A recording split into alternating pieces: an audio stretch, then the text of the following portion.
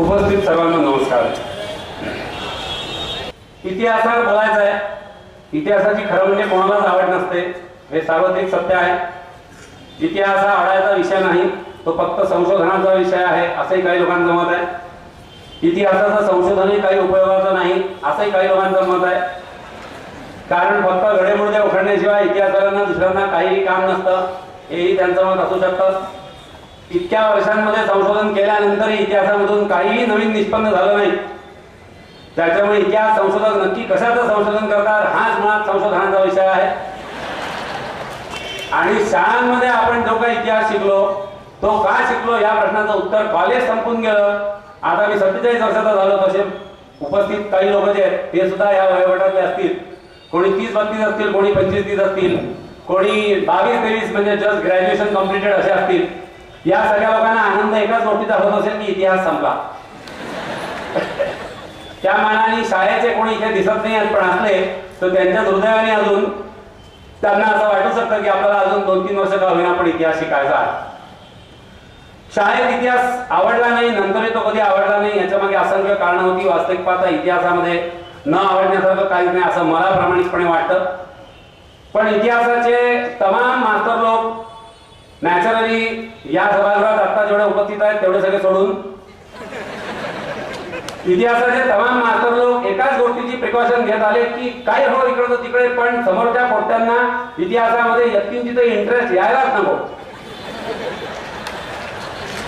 अशा पद्धतीने ते शिकवत गेले। आणि ते शिकवत होते म्हणजे काय होते हा पुन्हा इतिहासातल्या संशोधनाचा विषय।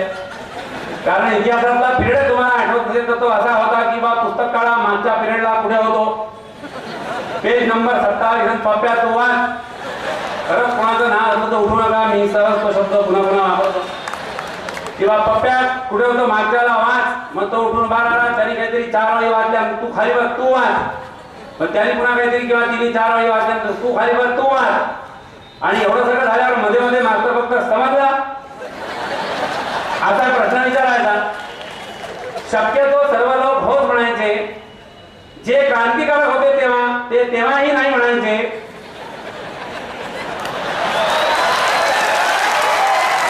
पण त्या क्रांतीचा तिथे काही उपयोग नव्हता, कारण आपण म्हटलं की समजलं नाही तर मास्तर ते समजून सांगायचा, तो त्याच 4 वेळी पुन्हा सांगायचा, तसाच्या तसा सांगायचा, मग पुन्हा विचारायचा की समजलं का।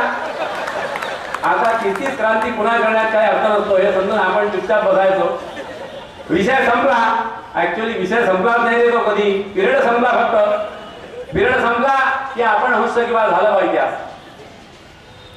मुझे नहीं लगता एक इतिहास का अभ्यासक या एक इतिहास का स्टूडेंट के नाते से मुझे नहीं लगता कि इतिहास इतना बोरिंग है या फिर इतिहास इतना कमजोर है या फिर इतिहास इतना हमसे अनकंसर्न है या हम फिर अपने हिस्ट्री से अनकंसर्न है, बिल्कुल नहीं लगता।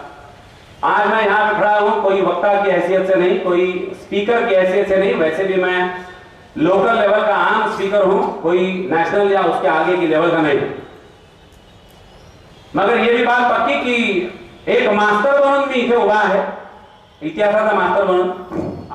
आणि मग कदाचित इतिहासावरचा आणि इतिहासातल्या या सगळ्या लोकांवरचा माझा पूर्ण कॉन्फिडन्स एकवटून मी तुम्हाला आज हे सांगू इच्छितो की आज जे काही बोललं जाणार आहे किंवा जे काही मी बोलीन ते बोलल्यानंतरही तुम्हाला असं वाटलं की इतिहास बोरिंग आहे किंवा मला नाही आवडला तर मला टॉवरवर चढून खाली ढकलून द्या। आता मला टॉवरवर चढवायचा हा तुमचा विषय,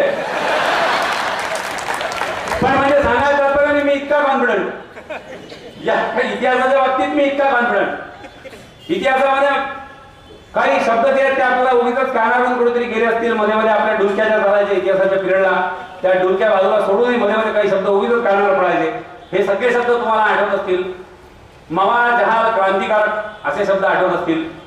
मग अजून एक चौथा गट जो आहे माझ्या भाषेत, तो चौथा गट जो आहे तो इतिहासात निघाला, तो नॅचरली गांधींचा गट। मवा लोक काय करायचे, जहाल लोक काय करायचे, क्रांतिकारक काय करायचे आणि गांधी काय करायचे। मला असं वाटतं की आपला इतिहास हा पूर्ण जगातच युनिक इतिहास है। एक अकेले गांधी के बारे में सोचे तो भी शायद यूनिक हिस्ट्री, और फिर नेचुरली क्रांतिकारकों के बारे में जब सोचे तो फिर तो नेचुरली पक्का यूनिक हिस्ट्री। पूर्ण दुनियामध्ये एकच देश असा पूर्ण दुनियेमध्ये एकच देश असा, या एका देशाचाच फक्त इतिहास असा, ज्या गोष्टी आपल्या इतिहासात त्या बाकीच्या कदाचित कोणत्याही इतिहासात नाही. आणि हे खरंच युनिक सगळं सगळं. आता हे मवा जहाज क्रांतिकारक वगैरे काय हे तुम्हाला आठवणं शक्य नाही, नाव किंवा आठवणं शक्य नाही, आठवावी अशी माझी अपेक्षा नाही. तरीही तुम्हाला समजून सांगायचं, हा माझा म्हणून मास्तरचा पिंड असल्यामुळे तुम्हाला समजेल अशा भाषेत सांगतो. लोकमान्य टिळकांची स्टोरी तुम्ही फार लहानपणी ऐकलेली आहे, ज्याने त्यांनी ती आपापल्या शाळेच्या भाषणांमध्ये प्रत्येक वेळा तीच सांगितली, शेंगा कोणी खाल्ल्या आणि फुलपडा कोणी फेकले. लोकमान्य टिळकांनी त्यांना भाणेदार उत्तर दिलं होतं की शेंगा मी खाल्ल्या नाही, काय फोत्र जे आहेत आपल्या भाषेत किंवा फुलपडा जे आहेत ते मी फेकणार नाही. हे भाणेदार उत्तर देणारे लोकमान्य टिळक हे जहाल होते. इतिहासामध्ये आपल्या 4 गट होते, एक मवा, 2 जहाल, 3 क्रांतिकारक आणि 4 गांधी. मवा असते तर ते म्हणाले असते की शेंगा आम्ही खाल्ल्या नाही पण आम्ही फळफळ फेकून देतो.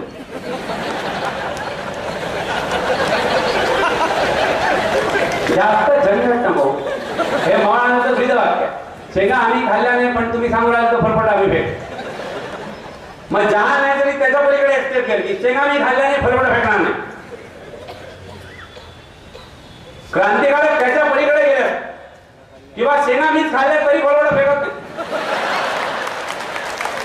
शेंगा कोणाच्या? माझ्या. फळफळ कोण आली? शेंगांची. फेकली कुठे? वर्गात. वर्ग कोणाचा? माझा. कंसात तुझ्या बापाचं काय बिघडलं? आणि भाषा भले बदलेल, दरवेळेला ती एवढी रफ असेल असं जरूर नाही, पण मूळ पिंड जो आहे तो लक्षात ठेवा. म्हणून नॅचरली मी उदाहरण सांगतो. आज गांधींवर मी बोलावं असं काही प्रयोजन नाही, पण हे फक्त ट्रेलर जे आहे तेवढं सांगतो. कारण आम आदमी पार्टीला किंवा आम लोकांना या सगळ्याच गोष्टींची तेवढी नितांत आवश्यकता. आणि क्रांतिकारक कोण? रूढ अर्थाने आणि जो रूढ नाही त्याही अर्थाने, हेही कदाचित आज आपण नव्या फोकसमध्ये पाहू. गांधी जर असतील तर गांधींनी असं म्हटलं असतं की फोलपट मी खाल्ली नाही, सॉरी शेंगा मी खाल्ल्या नाही, फोलपट मी फेकतो हा तर विषयच नाही, ते तर मावळाच झाले. याच्या पलीकडे म्हणजे शेंगा तू खा, फोलपट मी फेकतो. शेंगा तू खा, फोलपट मी फेकतो. तुझे शेंगा संपल्या का? तू शेंगा आणून देतो. खा शेंगा, मी फोलपट फेकतो. खा शेंगा, मी फोलपट फेकतो. खा शेंगा, मी फोलपट फेकतो. शेवटी खाणारा खंगोन पागल होईल आणि तो प्रतिज्ञा करेल की फुली फुली फुली मारली या माणसाच्या पुढे, आता याच्यानंतर खाणार खळा जिंदगी, याच्यानंतर शेंगाचं नाव खळा परवडत. तो ये गांधी हो या फिर ये एक्सट्रीमिस्ट या फिर ये मॉडरेट्स, ये मवा, ये जहाल, ये क्रांतिकारक या फिर ये गांधी, ये सिर्फ भारत के इतिहास की देन है. आणि असे लोक जे जगात प्रत्येकच देशाला त्यांचा स्वातंत्र्य लढा, प्रत्येकच देशाला आपापल्या स्वतःच्या देशाचा स्वातंत्र्य लढा अत्यंत प्रिय असणार हे पण गृहीत आहे. पण तरीही हे निश्चितपणे की तुलनात्मक अभ्यास केला तर आपल्या हिस्ट्रीतल्या अशा असंख्य गोष्टी आहेत ज्या आपल्या हिस्ट्रीत आहेत आणि फक्त आपल्या हिस्ट्रीत आहेत, बाकी कुठेही नाही. याच्यामध्ये अजून एक महत्वाचा मुद्दा की लहानपणी धडे जे होते त्या इतिहासामध्ये जे धडे होते त्याच्यात तिकडे मास्तर शिकवत राहायचा आणि इकडे प्रचंड बोर होत असायचं, झोप येऊ नये म्हणून काहीतरी काम करावं लागायचं. सगळ्यांनी हे जास्तीत जास्त याला काम जे काढलं ते काम तेच होतं की जी चित्र दिलेली आहेत इतिहासाच्या पुस्तकांमध्ये ती रंगवण्याचं काम जे आहे हे सगळ्यांनी काढलेलं. म्हणजे पान पलटला समजा जनरल डायरचा फोटो आला की त्याला काहीतरी कुंकू लाव, अजून थोडे समोर गेला समजा लॉर्ड माउंटबॅटन त्या तोंडात बिडी लाव. कारण झोप लागली नाही पाहिजे. झोप लागली तर तो मास्तर जो आहे तो जेलरपेक्षा डेंजर आहे. तो आपली चूक असो किंवा नसो फोडून काढणार आहे. या इतिहासामध्ये एक धड्याचं नाव होतं क्रांतिकारी दहशतवाद, रिव्हॉल्युशनरी टेररिज्म. जब पहली बार पढ़ा तो कुछ समझा नहीं समझा, फिर जब अभी लेटेस्ट हिस्ट्री में कुछ एजुकेशन मैंने किया तो फिर वो लफ्ज थोड़ा मुझे समझा नहीं या फिर जता नहीं या फिर पटा नहीं. क्रांतिकारी दहशतवाद हे त्या धड्याचं नाव आहे आणि त्याच्यामध्ये भगतसिंग, राजगुरू, सुखदेव किंवा सुभाषचंद्र बोस किंवा तमाम क्रांतिकारी लोक जे आहेत त्यांची माहिती दिलेली. रिव्हॉल्युशनरी टेररिझम असं त्या धड्याचं नाव. मी इतिहासाचा तज्ञ नाही, पुस्तक तज्ञ तयार करतात, पण मला प्रामाणिकपणे असं वाटतं की क्रांतिकारी दहशतवाद हा शब्द जो आहे हा आपण आता बदलण्याची वेळ आलेली धडायला. कारण दहशतवाद हा मुळातच वेगळा आहे आणि क्रांतिकारक हे मुळातच वेगळे. तेव्हा इंग्रज सरकार विरुद्ध त्यांनी दहशतवाद केला म्हणून क्रांतिकारी दहशतवाद असा शब्दप्रयोग तेव्हा झाला असेल. पण आता स्वतंत्र भारतामध्ये या सगळ्यांच्या धड्याला क्रांतिकारी दहशतवाद हे नाव देणं हे अजिबात योग्य नाही असं मला प्रामाणिकपणे वाटतं. Again I repeat, I am not at all the subject expert of any subject and particularly history. पण मला असं वाटतं की क्रांतिकारी आणि दहशतवादी या शब्दांमध्ये मूलभूत फरक आहे. स्वतःच्या वैयक्तिक फायद्यासाठी इतरांना जो वेठीला धरतो तो दहशतवादी असतो. हमारी ये डिमांड्स है, ये तुम पूरी करो या फिर हम इनको गोली से उड़ा देंगे या फिर यहाँ पे बम डालेंगे या फिर जो जो कुछ करेंगे. मला असं वाटतं की हे दहशतवादी. स्वतःच्या फायद्यासाठी इतरांना वेठीला धरणारा जो आहे तो दहशतवादी असतो आणि इतरांच्या फायद्यासाठी, देशबांधवांच्या फायद्यासाठी स्वतःला बळीला लावणारा, प्रसंगी स्वतःचा जीव देऊ शकणारा जो आहे तो क्रांतिकारी असतो. जर असं असेल तर या लोकांकरता क्रांतिकारी दहशतवाद हा शब्द वापरणं आता तरी बंद झालं पाहिजे असं मला वाटतं.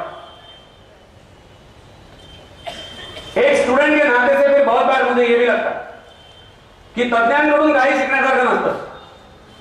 कारण त्यांनी ही भाषा कुठून वापरली काय हे मला माहिती. तज्ञांकडून काही शिकण्यासारखं नसतं, मास्तरांकडून थोडंफार शिकण्यासारखं असू शकतं. आणि या दोघांनाही बाजूला टाका. क्रांतिकारकांकडून जे शिकायला मिळतं ते नॅचरली आयुष्यभर पुरण्यासारखं असतं. ओव्हरऑल भारतातले क्रांतिकारक हे अत्यंत दैदिप्यमान पर्व आहे. मला जहाल आणि क्रांतिकारक यांची दुसरी एक तुलना करायची तर मी असं म्हणेन की 10 वॅटचा किंवा 15 वॅटचा आजकाल एलईडी बल्ब निघाले. हे बल्ब जसे छोटे असतात ते तसे महान लोक आहेत. वाटल्यास कोणाला झिरोचा बल्ब म्हणायचा आहे तर झिरोचा म्हणा, कोणाला फडकी म्हणायचं, मेणबत्ती म्हणायचं तसं म्हणा. हा 10 वॅटचा बल्ब जो आहे हे मावळ आहे. जहाज म्हणजे ते फोटोग्राफी किंवा शूटिंग करताना ज्या तोंडावरचा भक्कन फोकस लागतात 500 वॅटचा तो बल्ब जसा आहे 2 मिनिटाचं काही दिसत नाही काय चाललाय आणि तसं आपण केलं की आपले फोटो काढतात चालेल. तो 500 वॅटचा बल्ब जो आहे तो जहाज है. क्रांतिकारकों के बारे में कृपया एक विनती कि वैटेज के बारे में काउंटिंग ना शुरू करे तो बेहतर है. कितने वॅट्स यानी क्रांतिकारक ये कोई ना सोचे तो बेहतर है. कारण आकाशातल्या विजेला वॅटेज नसतं बॉस. ती जेव्हा कोसळते ना तेव्हा डोळे असे करायची फुरसत देत नाही आणि तेव्हा फोटो काढायला तिथे कोणी हजर नसतं. ती कोसळते आणि जिथे कोसळायची तिथे कोसळते आणि तिथलं क्षणार्धात राग करते. हे क्रांतिकारक. खूप नाव आहेत, खूप नाव आहेत. पण मुख्यतः 3 राज्य क्रांतिकारकांकरता गाजली. एक बंगाल, दुसरं पंजाब, तिसरं नॅचरली महाराष्ट्र. सूर्यसेन, तारकेश्वर दत्त, वीणा घोष, शांती घोष, सुनीति चौधरी, प्रीतिलता वड्डेदार, भूपेंद्र दत्त म्हणजे विवेकानंदांचा भाऊ, बारिंद्र घोष, ही सगळी परंपरा बंगालमधली. आणि ब्रॅकेटमध्ये केअर ऑफ योगी अरविंद घोष. पंजाब भगतसिंग, राजगुरु, सुखदेव, चंद्रशेखर आजाद, रामप्रसाद बिस्मिल, राजेंद्रनाथ लाहिरी, शिव वर्मा, ज्ञानचंद वर्मा, भगवती चरण आजाद, यशपाल आजाद आणि केअर ऑफ लाला लजपत राय पंजाब. मग इकडे अनंत कानेरे, बॅरिस्टर स्वातंत्र्यवीर सावरकर, सेनापती बापट, वासुदेव बळवंत फडके, त्याही मागे जायचं तर तात्या टोपे, झाशीची राणी आणि एकदम लेटेस्ट मध्ये आल्यानंतर मग चाफेकर बंधू, care of naturally Lokmanya Tilak. महाराष्ट्रातली नावं सांगत असताना किंवा आनंद कानेरे, सावरकर, वासुदेव बळवंत फडके, तेव्हा फडके लोक क्रांती वगैरे करत होते. सध्या क्रांतीवर बोलू शकतात फक्त आणि काय गॅरंटी नाही नक्की काय करू शकते. वासुदेव बळवंत फडके, वासुदेव बळवंत गोगटे, सेनापती बापट म्हणजे पांडुरंग महादेव बापट, ही नावं सांगत असताना काही लोकांना कदाचित असं वाटू शकतं की हे तर सगळे यांच्यावरच सांगू राहिले का. लोक काय विचार करतील गॅरंटी नाही बाबा. आता तो योगा त्याला मी काय करू. आणि खरं सांगायचं ना तर याही आघाडीवर आपण एवढा क्षुल्लक विचार करत असू तर मग क्रांतिकारक आपल्याला कळले नाही. सावरकर म्हणाले होते क्रांतिकारक म्हणजे काय? एक जाती, एक जीव, एक भाषा, एक देश, एक देव आणि एक आशा. हे जिथे कुठे सापडेल ते क्रांतिकारक. एक जाती, एक वेश, एक भाषा आणि एक देश, एक देव आणि एक आशा. जैसे जैसे आगे बढ़ेंगे हो सकता है कि इसमें से हर पहलू का मीनिंग जो है वो शायद और ज्यादा अच्छे से आज के पूरे ये एपिसोड में आप तक पहुंचेगा.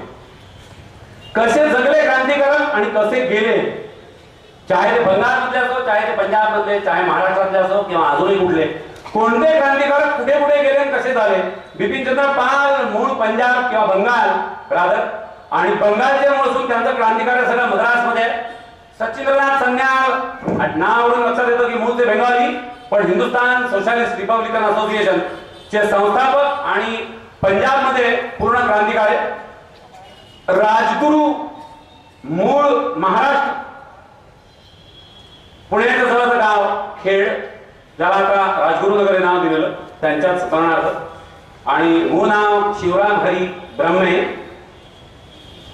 आणि त्यांच्या घराण्यातला कोणीतरी सत्पुरुष जो आहे त्याला कोणत्या तरी राजाने गुरु केलं, म्हणून राजाचा गुरु अशा अर्थाने त्यांचं आडनाव नंतर पडलं ब्रह्मेच्या ऐवजी राजगुरू. हा राजगुरू मूळ महाराष्ट्र आणि भगतसिंगांचा कट्टर सहकारी किंवा हिंदुस्तान रिपब्लिकन आर्मीचा सच्चा सैनिक, म्हणजे पुन्हा एकदा पंजाब. कौन कहां से आता है, कहां जाता है और कौन कहां क्या करता है. Connectivity is beyond understanding, beyond understanding. कोण कुठे कसा जातो आणि कोण कुठे कोणाकरता काय काम करतो हे खरंच अंडरस्टँडिंगच्या बियॉन्ड, बियॉन्ड. आणि ते तसं होतं म्हणूनच पुन्हा तेच की एक जाती, एक वेश, एक भाषा आणि एक देश, एक देव आणि एक आशा. इतके प्रचंड किस्से या क्षणाला माझ्या डोक्यात इतका ट्रॅफिक जाम आहे की इतके प्रचंड किस्से की क्रांतिकारक जगले कसे आणि प्रचंड वेगळ्या पद्धतीने जगलेले आहेत. लहानपणापासूनच्या त्यांच्या स्टोऱ्या लक्षात घेतल्या तर हे लक्षात येतं की हे क्रांतिकारक म्हणजे ते लक्षात येतं की लहानपणीच त्यांचं काहीतरी वेगळं पाणी आहे किंवा वेगळं त्यांचं काहीतरी डिस्पोजिशन आहे. बिलकुल छोट्या छोट्या एज पासून जरी पाहिलं तरी बिलकुल छोटा 5 वर्षाचा असताना शेतात कोणीतरी गव्हाची लावणी करताय ती पाहून 2 काड्या किंवा काड्यांचा गट्टा बरोबर घेऊन तो त्या शेतामध्ये एक एक काडी जी आहे ती तो रोवतोय पंजाबला. आणि त्याला विचारलं कोणी तू काय करतोय तर तो म्हणला की मी दंबूक लावून आलो. तो किती लहान पोरगा होता तुम्ही इमॅजिन करा की त्याला बंदूक म्हणता सुद्धा येत नव्हतं, त्याला बंदूक म्हणता सुद्धा येत नव्हतं. तो म्हणत होता की मी दंबूक लावून आलो. डोक्यात आयडिया ही की गहू पेरल्यावर जसे गहू येतात, तांदूळ पेरल्यावर जसे तांदूळ येतात, भुईमुग पेरल्यावर जसा भुईमुग येतो, तसं दंबूक पेरल्यावर दंबुकीचं पीक येते. बंदुकीचं कुठेतरी शॉर्टेज आहे हे घराचं वातावरण त्याला इतक्या छोट्या पोराला कळलेलं होतं आणि त्याच्यावरचा उपाय त्यांनी शोधून काढला की आपण बंदुकीचं झाड ना हे आपले बाप आणि काका जे हे फुकटच अचंब्यात पडलेले किंवा फुकटच चिंतेमध्ये पडलेले बंदुका आणायच्या कुठून, याने इतकी साधी गोष्ट काय झाली ते बंदुकीचे झाडं नाही लावतात. म्हणून गाड्या आणल्या त्यांनी छोट्या आणि ते लावल्या आणि त्या विचारलं होतं तू काय करतो तो म्हणे मी दंबूक लावून आलो. दंबुकीचं झाड, ज्याला धड तो शब्द उच्चारता येत नाही तो 4 वर्षाचा पोरगा तो हाच नेचुरली ऑब्वियसली यस. इसमें कोई प्लस कोई माइनस नहीं, कोई 19 कोई 20 नहीं, कोई नंबर 1 नंबर 2 नहीं, सभी के सभी एट ए टाइम नंबर 1, सभी के सभी एट ए टाइम नंबर 1. दूसरा क्रमांक लेने की जरूरत नहीं. इनके क्लास का रिजल्ट जो है वो परमानेंट ऐसे ही है.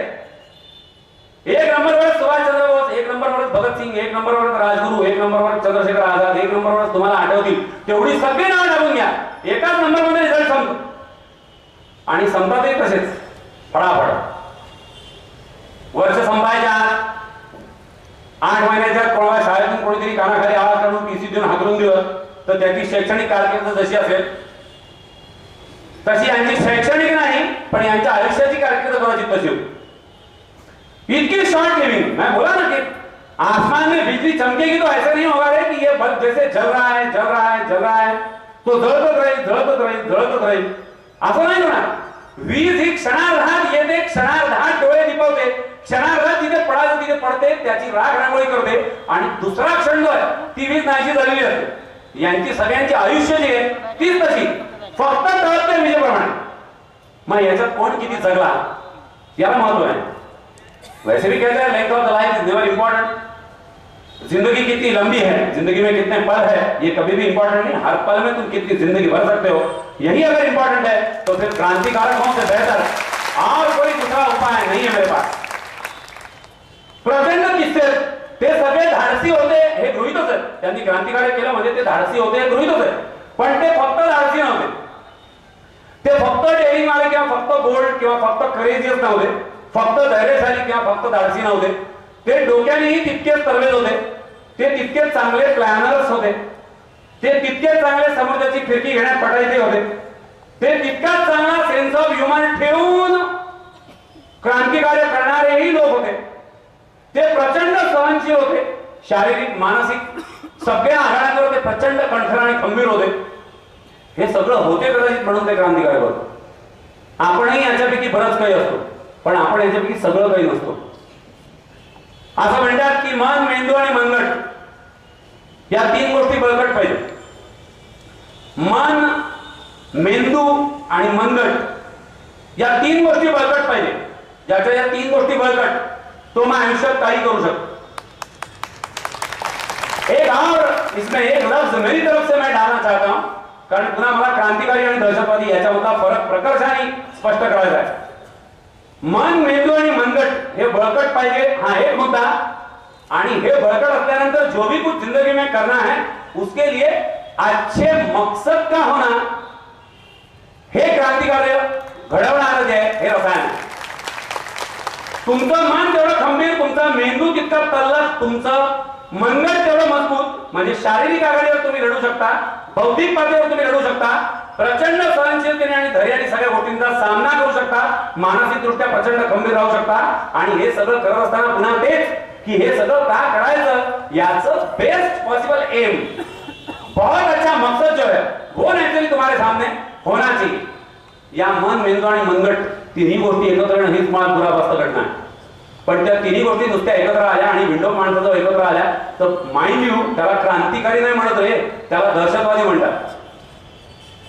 विटीच्या एका स्टेशनवर उतरून स्वतःचं गण आहे म्हणून तिथल्या लोकांवर बेछूट गोळीबार करणारा माणूस हा दहशतवादीच असू शकतो, तो क्रांतिकारी असूच नाही शकत.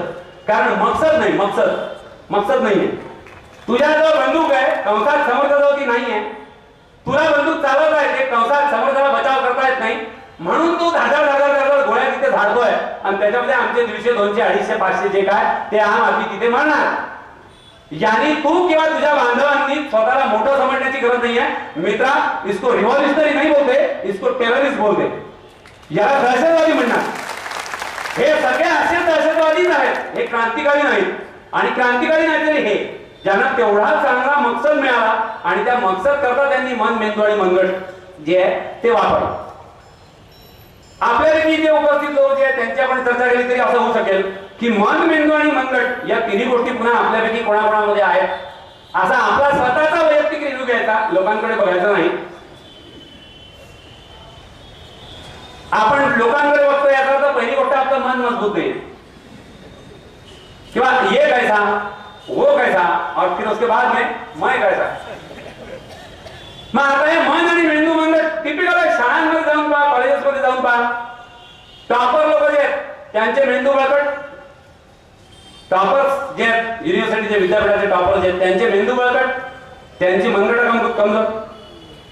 आखाड्यामध्ये 2 हातात 2 मुद्दे घेऊन करून फिरणारे लोक आहेत ते पहा, त्यांची नॅचरली मनगट मजबूत. त्याच्यासोबत गणिताचा एक प्रॉब्लेम टाका, गायब. म्हणजे मनगट आहे तर मेंदू नाही, मेंदू आहे तर मनगट नाही. आणि मनाचा आजकाल प्रश्नच नाही, कारण मन कुठे हँडल होण्याचं काही गॅरंटी झाली नाही या जमान्यामध्ये. त्याला ठिकाणा नाही पुन्हा सोल्युशन ते नॅचरली क्रांतिकारी.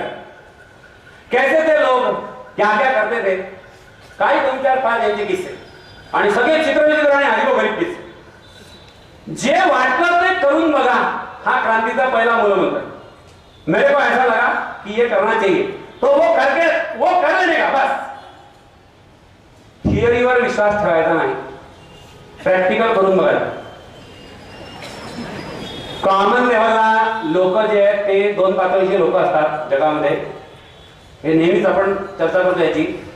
जगामध्ये दोन पातळीचे लोक असतात. काही लोक जे आहेत ते चर्चा करतात, फार सांगोपांग चर्चा करतात आणि सुंदर चर्चा करतात आणि तात्विक चर्चा करतात आणि नुसती चर्चाच करतात. कृती व्हायला पडतात नाही. आणि दुसरे जे लोक आहे ते काय करायचे करून टाकतात, कंसात विचार करायला बघतात नाही. मग विचार करा आणि कृती करा, किंवा कृती काय करायची आधी ठरवा आणि नंतर करा, हे क्रांतिकारकांनाच जमू शकतं. बाकी आम जनता जी आहे ती नाहीतरी दोन कॅटेगरीमध्ये येणार. काही नुकतेच विचार करणारे, काही नुकतेच कृती करणार. हा विचारवाला कृती करत नाही, कृतीवाला विचार करतो. इतकी चर्चा. देश को कैसे सुधारा जाए या फिर अपने अकोला को रस्ते कसे बेकार झाले. चार लोक आपण बघतो डबल डबल चहा होते टपरीवर. दोन दोन वेळा चहा पिळ्या काड्या जे जे कोणाचे ज्याचे चॉईस असतील ते त्याविषयी मला काही ऑब्जेक्शन नाही. पण जे चर्चा चालूच आहे चर्चा, मुझे क्या लगता की ये ऐसा. अबे तू काय करतो, तू काय करतो. मग ही चर्चावाले एक लोक आणि कृतीवाले जे नुकतेच कृतीवाले जे आहेत ते दुसरे, याचा कुठेतरी मिलाप होणं जरुरी आहे. चर्चा आणि कृती याचं कॉम्बिनेशन कुठेतरी होणं जरुरी आहे. आपण जे जे वाचतो, जे जे ऐकतो, जिथे कुठे त्याची खात्री किंवा त्याचा अनुभव आपण आपल्या जीवनात घ्यायला पाहिजे. तो अनुभव घ्यायचा असेल तर त्याची किंमत चुकवण्याचं डेअरिंग जे आहे हे नॅचरली आपल्याला पाहिजे. दरवेळेला डेअरिंग आणि धाडस म्हणजे मारामाऱ्या करणं नव्हे. दरवेळेला डेअरिंग आणि धाडस म्हणजे हॉकी स्टिका किंवा हातातल्या सायकलच्या चेना हातात गुंडाळून दोन चार बुक्के कोणातरी थोडा मारणं नव्हे. डेअरिंगचे अर्थ फार वेगवेगळे असू शकतात. आपल्याला जे मनाला पटलेलं आहे ते सगळ्यांचा विरोध मोडून काढून शेवटपर्यंत करण्याचं आपण काम जर करत असू तर त्याला सुद्धा प्रचंड डेअरिंग लागतं. मैंने जो सोचा वो किसी हाल में मुझे निभाना है, किसी हाल में मुझे करना है, ये करने को भी डेयरिंग लगता. उल्टा कहूंगा कि ये करने को जो लगता है ना उसी को डेयरिंग कहते हैं. मग आता सुखदेव नाव तुम्ही ऐकलं आहे. मागे फोटो दिसतोय. चंद्रशेखर आझाद, भगतसिंग, राजगुरू आणि सुखदेव हे चार हिंदुस्थान सोशलिस्ट रिपब्लिकन आर्मीचे सगळ्यात महत्त्वाचे लोक. मेजर ब्रेन किंवा planners and naturally reading from the front म्हणतो तसं सगळ्या इम्प्लिमेंटेशन मध्ये आघाडीवर. सुखदेव यंग पोरं, दयानंद अँग्लो-वैदिक कॉलेजचे स्टुडंट एकत्र रूमवर किंवा हॉस्टेलवर राहत आहेत. भगतसिंग आणि तो हे म्हटलं तर तसे दूरचे रिश्तेदार म्हणजे भाऊ आहेत, तसे नॅचरली पक्के मित्र आहेत. आणि आता हॉस्टेलला राहिल्यामुळे एकत्र कलीग्स आहेत. कुठेतरी पुस्तक मिळालं, कोणतं तरी मार्शल आर्टचं पुस्तक मिळालं, जुजुत्सू. आता आजकाल आपल्याकडे ते कुंफू कराटे सुरू झाले, ते निर्भया प्रकरण झालं, त्यापासून जिकडे जिकडे कराटे शिकायला गेलो. शिकले किती आवाज मला माहिती. तर ते जुजुत्सूचं एक मार्शल आर्टचं पुस्तक जे ते त्यात सापडलं आणि ते त्यांनी पाहिलं आणि वाचलं. काय झालं काय नाही वाचलं. ते पुस्तक बाजूला ठेवलं, गेला बाहेर रूमच्या. 2-4 घंटे फरार सुखदेव. 2-4 तासानंतर सुखदेव आवाज परत आणि आला तर थोडा पूर्ण फुटलेला, नाक फुटलेला, इकडून तिकडून रक्त होऊन आलं आणि दरवाजा धाडकन नोटला आला. तर हे सगळं असं झालं काय, इतकं काय झालं, चेहरा लागलेला आहे, नाकातून रक्त वाहत आणि आला तर ते लागलेलं आहे किंवा त्याचं दुःख झालं असं काही नाही. त्यात येता येता त्याच्या एंट्रीला डायलॉग तर होता है मैं समझा कि ये होता है. क्या होता है. जुजुत्सूच्या पुस्तकात दिलेलं होतं किंवा काही मार्शल आर्टचे टेक्निक जे आहेत ते त्यांनी सांगितले. त्याच्यात एक टेक्निक त्यांनी सांगितलं की तुम्हाला तुमच्या समोर तुमच्यापेक्षा 2.5 पट मोठा जरी माणूस दिसला, म्हणजे समजा काही छोटे छोटे लोक जे त्यांच्या समोर मी तसा आहे असा उदाहरणार्थ म्हणून म्हणतोय. पुढचं प्रॅक्टिकल इथे करू नका, मी फक्त वाचलेलं नाही आहे. जुजुत्सू जे आहे त्याच्यामध्ये असं लिहिलं होतं की तुम्हाला तुमच्या 2.5 पट जरी मोठा माणूस दिसला तरी तुम्ही खैचून तुमचा हात जो आहे तो पक्का बांधा आणि एकच दणका त्याच्या नाकाला मारा, तर तो काहीच करू शकत नाही. हे जुजुत्सूच्या मार्शल आर्टमध्ये लिहिलं आणि तो काही करू शकत नाही.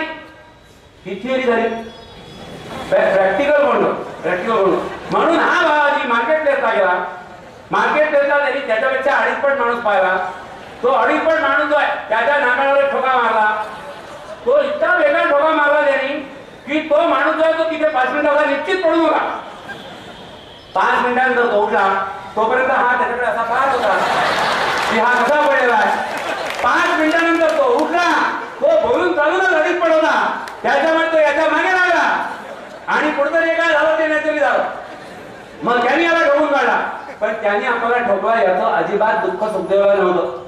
कारण इतका मार खाऊन परत आल्यानंतर ते नाक फुटलेलं सगळीकडून रक्त गळत आहे, तरी वापस येताना एंट्रीला डायलॉग तो कोणता होता है मुझे समजा होता है. मग आता असं आपण जे जे काय जिथे वाचतो ते प्रत्यक्षात उतरवण्याची तेवढी मानसिक तयारी आहे का? मला असं वाटतं की ती करायला पाहिजे. बऱ्याच जरा इतिहासाचा विषय निघतो का माझे काही काही पोरं येते म्हणतात की सर हे आता असं झालं की ब्रिटिशात गेले, हे जर तुम्ही सगळं आम्हाला पहिले सांगितलं असतं आणि आता जर आपण पारतंत्र्यात असतो तर आम्ही नक्की स्वातंत्र्य लढ्यात भाग घेतला असता.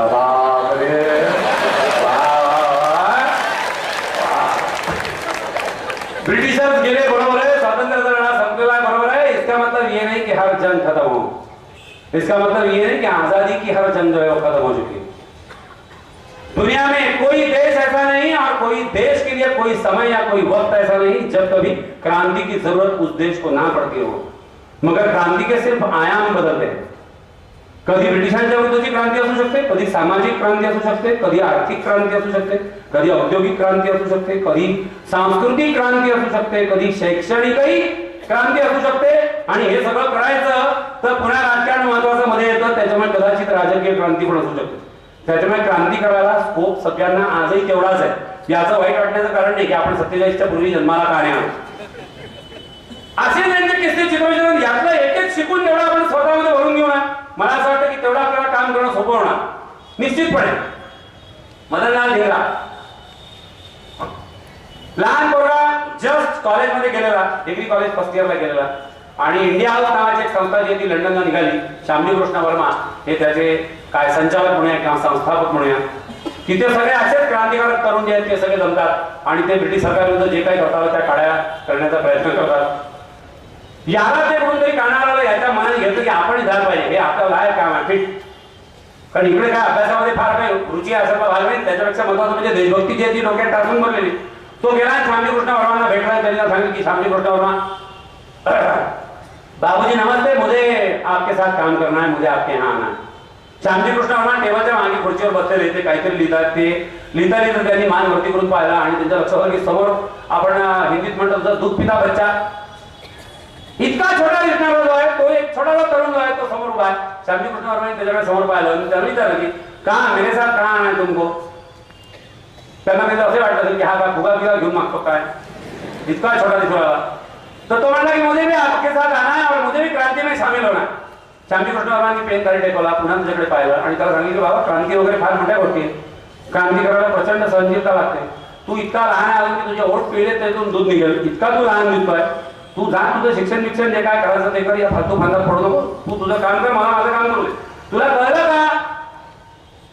कळलं का की क्रांती करायला कशी सहनशीलता लागते, फार हाल अपेक्षा सोडण्याची तयारी लागते, प्रचंड कष्ट करायला लागतात, अमुक करायला लागतं, ढमुक करायला लागतं, टमुक करायला लागतं. इकडे त्यांचं काम चालू, इकडे त्याचं बोलणं चालू, तिकडे मदनलाल धिंगरा समोर उभा, तिकडे तोही उभा, त्याचं ऐकणं चालू, त्या ऐकण्याबरोबर त्याचं काम चालू. ऐकता ऐकता ते श्यामजी कृष्ण वर्मांच्या समोर टेबलच्या समोरच्या पिनपॉट मधून त्यांनी 5 टाकण्या ज्या त्या उचलल्या. त्या 5 टाकण्या अशा जातात. श्यामजी कृष्ण वर्मा एकीकडे त्याला सांगतायत, आता श्यामजी कृष्ण वर्मा समोर, मी नॅचरली टेम्पररी कंसात मदनलाल धिंगरा. ते तिकडून बोलत आहेत की क्रांतिकार्य करायचं तर प्रचंड सहन करण्याची तयारी पाहिजे, प्रचंड कष्ट करावं लागतं, धमुक करावं लागतं, धमुक करावं लागतं, धमुक करावं लागतं. हा समोर काहीच बोलत का नाही आहे म्हणून ते श्यामजी कृष्ण वर्मा समोर बघतात आणि समोर बघतात तेव्हा त्यांच्या लक्षात येतं की मदनलाल धिंगरांनी तिथल्या तिथे त्या टेबलवरून त्या 5 टाचण्या घेतल्या. त्या 5ही टाचण्या एका स्वतःच्या हाताने स्वतःच्या डाव्या हातात आरपार खुपसलेल्या आहेत. हा त्यांनी असा धरलेला आहे, ते रक्त जे आहे ते टबक टबक खाली उमटतं. श्यामजी कृष्ण वर्मा म्हटले, दुसऱ्या साईडने गेले, एडमिशन पक्की बॉस, एडमिशन पक्की और एडमिशन पक्की होना ही था. ऐसे एंट्रेंस टेस्ट थे जब, ऐसे नहीं थे कोई फलाने किताब पढ़ गया उसी में रटे रटाए 5000 ऑब्जेक्टिव क्वेश्चन, मग त्याला बाप निघाला की 10,000 ऑब्जेक्टिव क्वेश्चन आहे की. मग ते आपण घोकायचं, पहिले घोकायचं मग ओकायचं. इथे घोकायचं घरी परीक्षेत ओकायचं, घोडक्यात प्रकाश 0. हे इथे घोकायचं तिथे ओकायचं, मग आपल्याला चांगला मार्क मिळतात. आपल्याला 98% मार्क मिळतात, आपल्याला 9.8 नंबरचा चष्मा लागतो.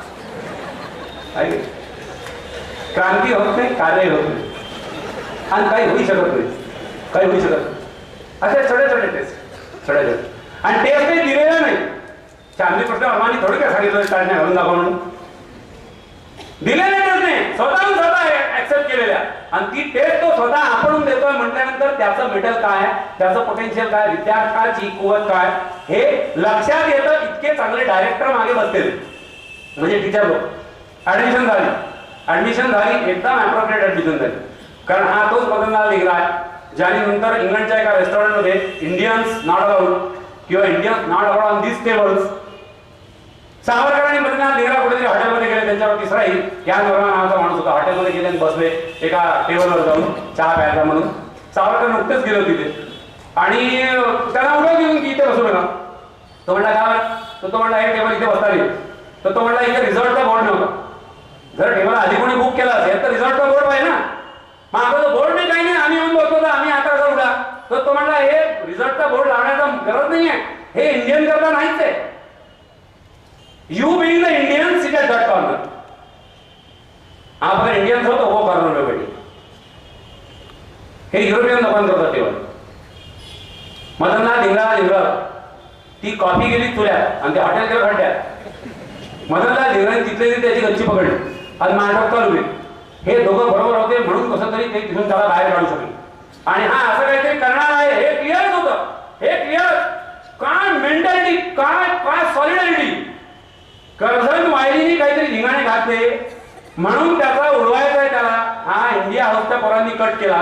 त्याच्यामध्ये एक मदनलाल धिंगरा इंग्लंडला तिथेच होते. ते इम्पिरियल थिएटर मध्ये जाऊन कोण कुठे थिएटर मध्ये बसेल, कोण कुठे पहिले बाम पडेल आणि मग धिंगरा जो आहे तो त्या कर्जन वाहिनीवर काहीतरी गोळ्या झाले. हे सगळं ठरलेलं. तसंच्या तसं ते झालं. कोणी पहिले शिट्टी वाजवली बाईक मध्ये, मग कोणी एक बाम लावला खुर्चीच्या खाली. आपण थिएटर मध्ये बसलेलो आहे. एवढं म्हटलं तर बाईला हातात किंवा बेकार काम आहे. कोणीतरी त्या खुर्चीच्या खाली बाम पडला, तो बाम लागला छोटासा फटाका. बाम म्हणजे फटाका. लोकांचं लक्ष विचारित व्हा म्हणून तो फटाका फोडला आणि तेवढ्याच मदनलाल धिंगरा गेला. त्यांनी त्या कर्जन वाईला पकडलं, शूट केलं. धडधड गोळ्या, प्रचंड गदारोळ, लोक इकडे तिकडे धावत आहेत. त्याला कोणीतरी 2-4 लोकांनी पकडून ठेवलं. त्यांनी ते पिस्तूल बाजूला टाकलं तर शांतपणे उभा आहे. इतक्या शांतपणे मी आता उभा आहे, मला इथे उभा आहे, शांतपणे उभा राहणं किती सोपं आहे. तो त्याला गोळ्या घालून तिथे शांतपणे उभा आहे. डॉक्टर आले, बाकीचे लोक आले, पोलीस फोर्स आला, सगळे ते बंदोबस्त लागला. डॉक्टरांनी त्या कर्जन वाहिनीला चेक केलं. कर्जन वाहिनी मेलेला होता. त्यांनी त्याला चेक केला, तो मेलेला होता. त्यांनी सांगितलं कर्जन वाहिनी मेला आणि he is the murderer Madanlal Dhingra. हा कोणी? डॉक्टरांनी मदनलाल धिंगराला चेक केलं. यू कॅन्ट इमॅजिन मदनलाल धिंगराची पल्स नॉर्मल 72. कर्जन वाहिनी को मरना ही था, वो मेरे हाथों से मरा. वो मर गया, मैंने 2 गोली झाड़ी. वो मर गया, बात खत्म, कहाणी खतम. याच्यात इतकं एक्साइट होण्याचं काय आहे? असं कदाचित मदनलाल धिंगरा तेव्हा म्हटला असता जर तेव्हा टीव्ही चालत असते. तेव्हा जर त्याने म्हटलं घेतली होती की अब आपको क्या कहना है, राष्ट्र के नाम क्या संदेश देना है, तो म्हणला संदेश कुछ नहीं देना है. संदेश कुछ नहीं देना है. मेरा पत्र इतना करने के बाद भी नॉर्मल है, यही तो संदेश है बे. आणि हे ज्याला कळलं त्याला तो संदेश देऊन फायदा आहे रे. क्रांतीचा संदेश कोणाला देऊन फायदा आहे का? काहीच नाही. हा तोच पोरगा आहे, तो 5 काढण्याला तोच पोरगा आहे तो. आणि तो 5 काढण्या इतक्या सहजपणे घालू शकतो. तिथे तो टेस्ट पास झाला होता. मास्तरी किती बरोबर होता आणि पोट्टा किती बरोबर होता. यातल्या एकेकाचे असे किस्से.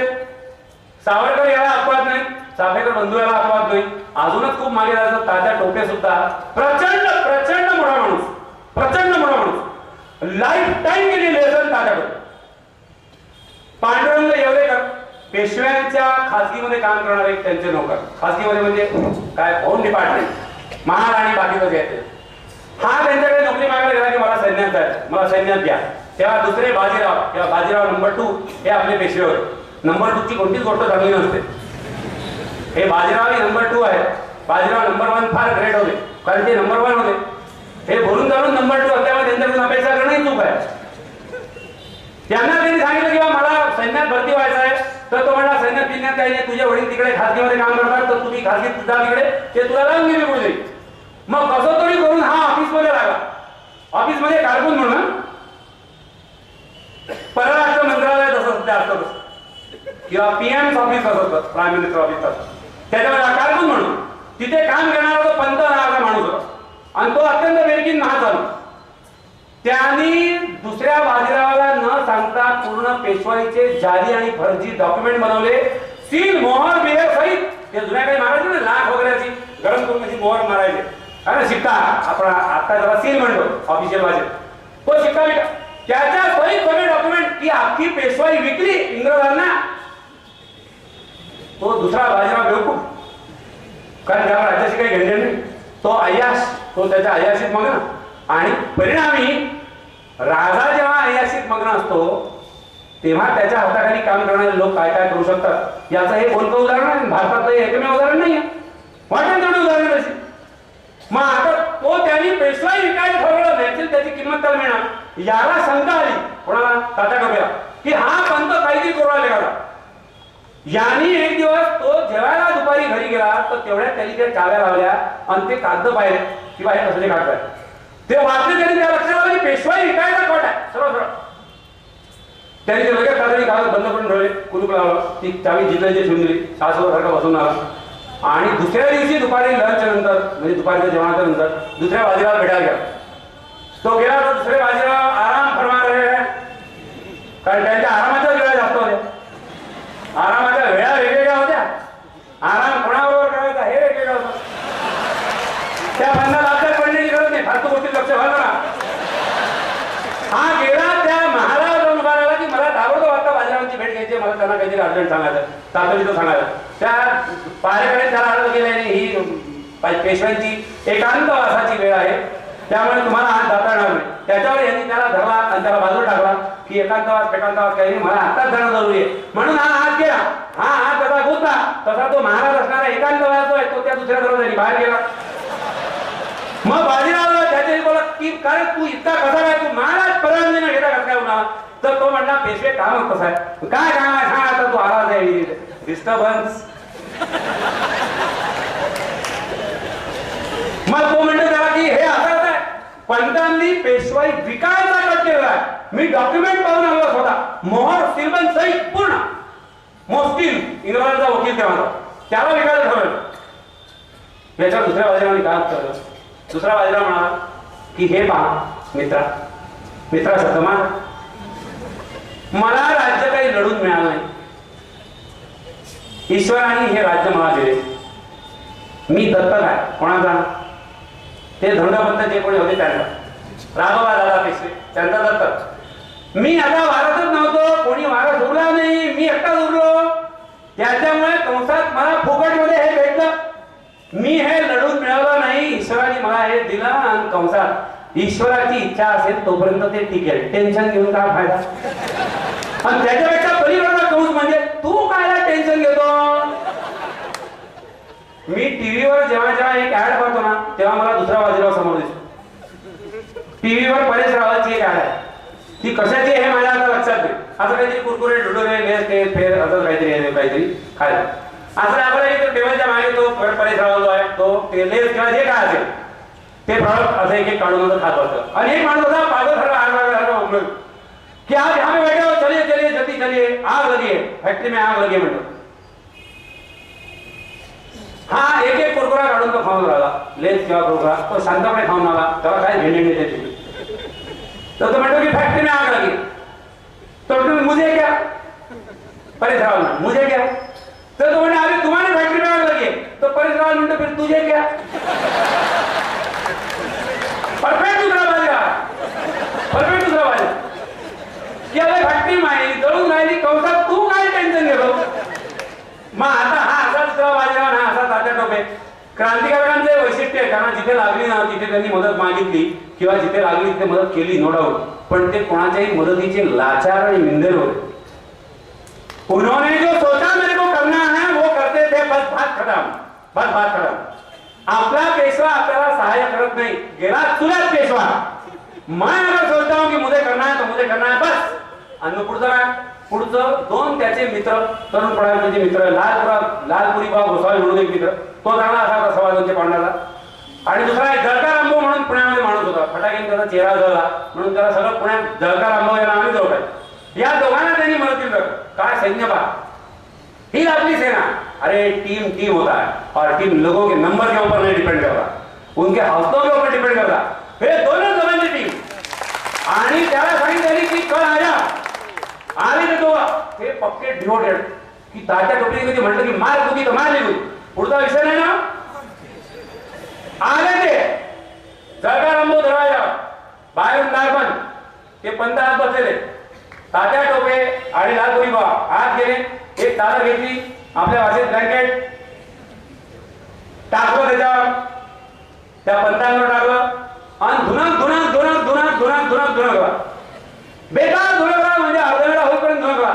आणि त्याच्यानंतर फक्त कानात सांगितलं की काहीच नाही, तुमची जुनी पोटदुखी जी आहे ती उद्यापासून सुरू होणार आहे. तुम्ही हे सांगायचं आणि आम्ही हे सांगू. कोणीच कोणाला काहीच खरं सांगत नाही. आणि तुम्हाला माहिती आहे काय आम्हाला माहिती आहे काय आणि हे तुमचे कागद जे आहेत हे आम्ही काढले. याच्यानंतर या विषयावर काही तुम्ही बोलायचं नाही आम्ही बोलायचं काही नाही.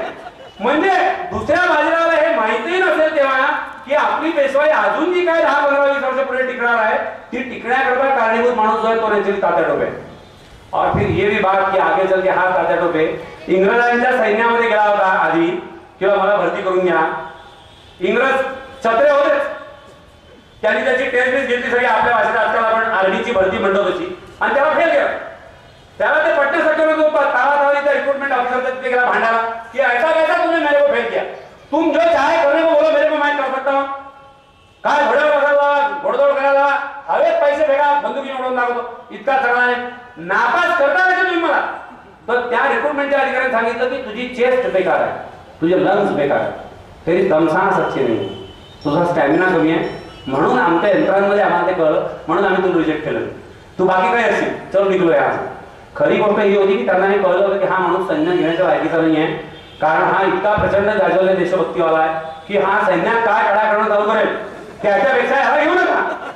हा त्यांचा छत्रीपणा होता. ये सोच अंग्रेजों को जो थी बिल्कुल सही थी. कारण याच तात्या टोपेनी 1857च्या उठावात पेशव्यांचा सेनापती म्हणून कामगिरी करताना अख्ख्या 100 वर्षात आय रिपीट 1801 ते 1900 अख्ख्या 100 वर्षात ब्रिटिशांना समोरासमोरच्या युद्धात हरवणारा तात्या टोपे हा एकमेव माणूस आहे. एकमेव माणूस समोरासमोरच्या युद्धात. आणि ते कॅम्बेल हैदराबाद सगळे जगविख्यात सेनापती त्यांचं तोफखाना काहीच नाही.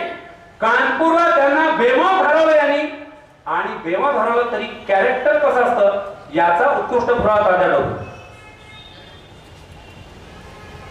कानपूरवर हल्ला झाला त्यांनी कानपूर जिंकलं. ते त्यांचं कॅन्ट जो होता छावणी इंग्रजांची ती जिंकल्यानंतर तिथे इंग्रज महिला किंवा बाल गट जो आहे तो नॅचरल तिथे होता. लहान मुलं होती ते सगळे त्याच्या तावडीत सापडले किंवा सैन्याच्या तावडीत सापडले आणि दोन मध्ये प्रवास सुरू झाला की यांना मारून टाका. तात्या टोपेचं म्हणणं आहे की आपली दुश्मनी यांच्याशी नाही आहे. इंग्रज बायकांची दुश्मनी का आपली, इंग्रज मुलांची आहे का, लहान बालकांची आहे का नाही. हे सुराचं लक्षण नाही. आपण आज चाहे तर आपण त्यांना सरसकट कत्तल करू शकतो पण हे चांगलं लक्षण नाही. त्याच्यामुळे त्यांना हात लावायचा नाही. आणि ही सेनापती म्हणून माझी ऑर्डर. त्याच्यामुळे याच्यामध्ये कोणी आला तर त्याची तळगत नाही. सगळे लोक हिरोला भेटले की यांना काही करा यांना उडवा. हे हातात लागले ना मग वेगवेगळे जण वेगवेगळी फिलॉसॉफी मांडवला की सापाचं पिल्लू शेवटी सापच असतं. मग आता हाच मोठा म्हणतो आपल्याला हे होईल ते आमच्यावर ढंकवट त्याच्यापेक्षा पहिले उडवा. तात्या टोपे त्याच्या विचारावर ठाम की हे होणे नाही. मग तात्या टोपेला आता पटवणं जरुरी आहे की यांना मारणं कसं बा. बाकी सगळे विचार हरले, बाकी सगळे प्रयत्न जे ते थकले. मग त्याच्याकरता शेवटचा प्रयत्न लखनौची तेव्हाची एक सौंदर्य सम्राज्ञी वगैरे होती. फार तिच्या सौंदर्याचा जिकडे तिकडे बोलवाला ती होती अझीजान नावाची. तिच्यावर जबाबदारी की अझीजान जाईल आणि तात्या टोपेला पटवेल किंवा हे कसं जरुरी आहे कसं काय आणि याच्याकरता काय करायचं काय नाही. खूप अडकूट तात्या टोपेला पटवायचं. रात्री तात्या टोपे जे त्यांच्या शयन कक्षात झोपलेले बाहेरचा दरवाजा होतोय तो वाचतो. हातात एक जुन्या काळाचा स्टँड होता कंदिलासारखा शामदान म्हणतो आपण त्याचा हात मेणबत्ती लावलेली त्याच्यावर जसा काच ते घेऊन घ्यायची. अझीजान आत प्रवेश करते. हा उठून बसतो आणि म्हणतो किंवा कोण आहे काय पाहिजे काय नाही. तर ते असं डोक्यावर किती अगुंठन घेतलेलं किंवा असा पदार्थ इथपर्यंत घेतलं घोंगड घेतलेलं.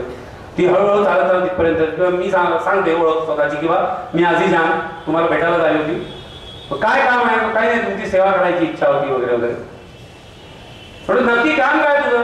मग ती अजून जवळ आहे त्याच्या पलंगाच्या पायथ्याशी जी शाल पडलेली आहे ती शाल ती उचलते आणि ती शाल घेऊन त्याच्याकडे चालत येते. हेतू हा की अजून जवळ जावं, कारण आपल्या सौंदर्याची इतके चर्चे तर अख्ख्या लग्न विचारात आहे आणि आपले दिवाने जर इतके आहेत तर आतापर्यंतचा अनुभव हाच आहे ना की आपल्याला पाहिलं की कोणी दिवाना होतो. त्याच्यामुळे ती शाल घेऊन ती इतक्या जवळ त्याचं जाते, ते तिचं अवगुंठन जे आहे ते ती मागे सारते. तो दिवा जो आहे तो मुद्दाम समोर आणते की आपला चेहरा आपला किंवा आपण पूर्ण त्याला दिसावं. ते सगळं पाहिल्यानंतरही तात्या डोके शांतपणे नजर खाली वळवतात आणि तिला सांगतात की तुझं काम झालंय का, झालं असेल तर तू जाऊ शकतो. ती म्हणते नाही मला तुमची सेवा करण्याची इच्छा आहे. तर तात्या डोक्याचं त्याच्यावर उत्तर की तू माझी काही सेवा याच्या पलीकडे करू शकत नाही. तुझं आणि माझं पावित्र्य अबाधित ठेवून तुझी जेवढी सेवा मी घेऊ शकलो तेवढी ही एवढीच होती. याच्या पलीकडे मी काहीही करू शकत नाही आणि तुलाही काही करण्याचा काही संधी नाही. ती शाल जी आहे ती माझ्या पायांपाशी पुन्हा ठेव आणि जा. इतका तिचा बोलवारा होता आणि अख्ख्या लग्नामध्ये जितकी इतकी कीर्ती होती ती अझीजान खाली वाकून तात्या टोपेचे पाय धरून ढसाढसा रडली आहे. किती कॅरेक्टर बुलंद असू शकतं याचा हा सर्वोत्तम पुरावा. आणि सगळ्या क्रांतिकारकांच्या बाबतीत कॅरेक्टरशी तडजोडच नाहीये, कॅरेक्टरशी तडजोडच नाहीये. हे असे तात्या टोपे भारतात होते. सध्याचे तात्या आपापल्या अझीजानला मिसकॉल मारू मारू परेशान आहे. तो कितना कॉन्ट्रडिक्शन में बात कर रहा है. हम एक तरफ ये है, एक तरफ आज हम सब लोग है. ऑब्वियसली असते आपल्यापैकी आज इथे उपस्थित आहे त्याच्यापैकी कोणीही तात्या तसा नाही, पण बाहेरचे तात्या ते असतात ना असे. मला नक्की माहित नाही चुका आजच्या तात्यांच्या आहे की चुका आजच्या अझीजानांच्या आहे की त्यांच्या हाती मोबाईल देणाऱ्यांच्या आहे. एका क्रांतीच्या नावाखाली तीच क्रांती आपण केली, दूरसंचार क्रांती. हा, त्या दूरसंचार क्रांतीमुळे आता ही क्रांती होण्याची वेळ जी आहे ही आपल्यावर आलेली आहे. क्रांतीचे आयाम बदलतात आहे. रिपीट, क्रांतीचे आयाम बदलतात. हर जमाने में क्रांति की जरूरत होती है, मगर वो कैसे कहां ये तो हमें ही सोचना चाहिए. इतक्या सगळ्या वेगवेगळ्या क्रांतिकारकांचे इतक्या वेगवेगळ्या गुंफणीनंतरही कोण कोणाशी कसा अलग राहिलं याची लिंक आहे ही बऱ्याच वेळा समजत नाही. बरेच लोक समजतात की क्रांतिकारक हे ठस होते म्हणजे आपल्या भाषेत ठस किंवा डोकं काम नाही. Mind you don't consider it at all. कारण मी मगाशी सांगितलं होतं की भगतसिंग आणि सुखदेव हे डीएवी कॉलेजचे ग्रॅज्युएट्स आहेत आणि उत्कृष्ट इंग्रजी मास्ती हे भगतसिंगचं वैशिष्ट्य आहे. कितीतरी लोक याचे वकील आहेत, बॅरिस्टर वगैरे वगैरे. सुभाषचंद्र बोस चक्क आयसीएस मध्ये सध्याचा आयएएस जे आहे त्याचं जुनं नाव इंडियन सिव्हिल सर्व्हिसेस. आयसीएस जुन्या काही होतं, आयएएस झालं. आयएएस तुम्हाला माहिती आहे, आयटीएस तुम्हाला माहिती आहे, आयआरएस तुम्हाला सगळ्यांना माहित असावं. काय आहे आयआरएस वाले लोक होते ते काय इंसान का इंसान वो भी एक डायमेंशन देखे वो भी क्रांति है. पुन्हा आपण भारत जन्म करने के लिए मैं कोई काम ये करना चाह रहा हूं. अयोध्या आणखी माया प्रमाणे होते की फक्त हे होते काम आपली पाहिजे. हे असंच आहे आणि हे इतक्या सगळ्या वेगवेगळ्या प्रकारचे लोक एकमेकांना इतके समजून घेतात, इतके एकमेकांना मदत करतात. क्या हे बातें हाताला मिळते. एक मुलगी कोणाची खून करतो तो फळकन पकडला जातो, 5 लाख कोर्टाचा धन वाचवले. हे खलास. 1960 ला जन्मला भगतसिंगचा 1931 ला फाशी आहे. 24 वर्ष खलास. 24 इयर्स खलास. चापेगावनो 22/1917 खलास. स्वातंत्र्य साहेब जन्मठेपेत टाकले म्हणून पुढची 50 वर्ष एक्सटेन्शन. कुठे काळ्या पाण्यावर एक्सटेन्शन. बाकी आहे फॅशन आणि मग तरी हे कसं या लिंक कशा डेव्हलप होणार. या लिंक आपोआप डेव्हलप झालेले नाही. या लिंक सगळ्यात ठरवून डेव्हलप केलेल्या आहेत. एका ठिकाणी एक गोष्ट होत होती तेव्हा दुसरीकडे दुसरी गोष्ट होत होती. तात्या टोपेचा लढा अयशस्वी झाला, पण तो लढा वाचून वासुदेव बळवंत फडकांनी ठरवलं होतं की मला क्रांतीचं हे पर्व जे आहे ते पुन्हा सुरू करायचं. 1876-79 मध्ये त्यांनी पुन्हा पर्व चालू केलं आणि आद्य क्रांतिकार म्हणून वासुदेव बळवंत फडकेंचं नाव आज घेतलं जातं. 76 ते 79 3 वर्षात वासुदेव बळवंत फडकेंचं बंड मोडून काढलं गेलं. वितुरींनी त्यांना पकडून दिलं गेलं, त्यांना तुरुंगात टाकलं, फाशी दिलं, जे काय. पण ही सगळी स्टोरी आपल्या एका विशिष्ट तारुण्यामध्ये पाहत असलेल्या आणि अनुभवत असलेल्या टिळकांना क्रांतिकारकाचं महत्व ताबडतोब पटलं होतं. त्याच्यामुळे तीच धुरा टिळकांनी पुढे जी आहे ती नॅचरली चालू केली.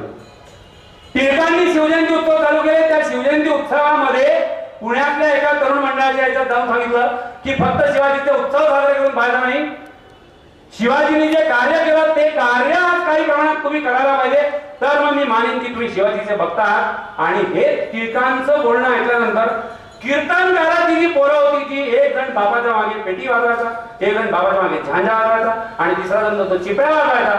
ही कीर्तनकाराची जी पोरं आहेत चाफेकर बंधू, ही चाफेकर बंधू रँड आणि आयसचा खून करती झाली. त्यांनी रँड आणि आयसचा खून केला, त्यांना पकडला गेला, त्यांना फाशी झाली. त्यांना फाशी झाली त्या क्षणाला म्हणजे ही बातमी लोकांमध्ये पसरली. त्या क्षणाला नाशिकला स्वतःच्या घरामध्ये स्वतःच्या देवघरासमोर बसून स्वतःच्या कुलस्वामिनीसमोर रक्त स्वतःच्या बोटाचं थेंब थेंब थेंब थेंब टाकत एक 8 वर्षाचा पोरगा प्रतिज्ञा करत होता की चाफेकरांच्या या हत्येचा किंवा खुनाचा बदला जो आहे हा घेतल्याशिवाय मी या आयुष्यात स्वस्थ बसणार नाही. माणूस नॅचरली स्वातंत्र्यवीर सावरकर होता. सावरकरांना जन्मठेप झाली ती ज्या हार्दिकच्या काळात झाली. त्या हार्दिकच्या गाडीवर बॉम्ब टाकणारे 5 लोक होते. त्याच्यामध्ये एक माणूस रासबिहारी बोस होता. तो त्यांनी त्या हार्दिकवर बॉम्ब टाकला. मग तो इकडून फरार झाले, लंडनला गेले किंवा बाहेर परदेशांमध्ये गेले, अमेरिकेत गेले, इंडियन इंडिपेंडन्स लीग स्थापन केलं, इंडियन नॅशनल आर्मी स्थापन केली, आझाद सेना स्थापन केली. आणि त्याच याच्यामध्ये असणारा अजून एक दुसरा क्रांतिकारक करतारसिंह सराभा, करतारसिंग सराभा हे त्याचं नाव. ज्याला फाशी झाली त्याला फाशी झाली तेव्हा एक पोरगा 4 वर्षाचा होता आणि तो करतारसिंग सराभा हा त्या 4 वर्षाच्या पोराचा मामा होता. त्याची आई त्याला त्याच्या मामाची ती गोष्ट सगळी सांगत होती की तुझा मामा कसा होता आणि त्यांनी काय केलं आणि कसा त्यांनी बॉम्ब टाकला, कशी त्याला फाशी झाली. पण हे सांगताना माझ्या डोळ्यात एकही अश्रू नाही आहे. क्रांतिकारक हे असे असतात. तुझा मामा हा असा क्रांतिकारक होता. तो 4 वर्षाचा पोरगा म्हणजे भगतसिंग होता रे.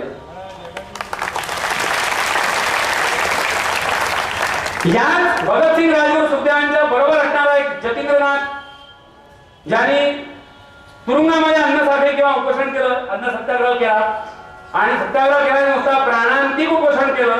तो त्या देशामध्ये गेला म्हणजे त्याचा मृत्यू झाला. त्याचा मृत्यू झाल्यानंतर लाहोरून त्याचा बॉडी जी आहे ही कलकत्ताला वाढवली. प्रचंड मोठी अंत्ययात्रा जी आहे ही 8 ऑलमोस्ट चौक ओलांडून आहे ही एवढी मोठी अंत्ययात्रा जी आहे ती चालली. त्या अंत्ययात्रेमध्ये वासंती देवी म्हणजे कलकत्त्याच्या चित्तरंजन दास यांच्या पत्नी त्यांनी एक पुष्पचक्र सन्मानार्थ वाहिलं आणि दुसरं पुष्पचक्र अजून एका चष्मेवाल्या तरुणाने वाहिलं. त्यांनी ते पुष्पचक्र त्या जतींद्रनाथच्या डेड बॉडीवर वाहिलं आणि तिथे स्वतःच्या चष्म्याची काच साफ करून प्रतिज्ञा केली कि इनके टोली में आना पड़ता और ऐसे कुछ करना पड़ता. तो चष्मेवाला जो है तो सुभाषचंद्र बोस होते.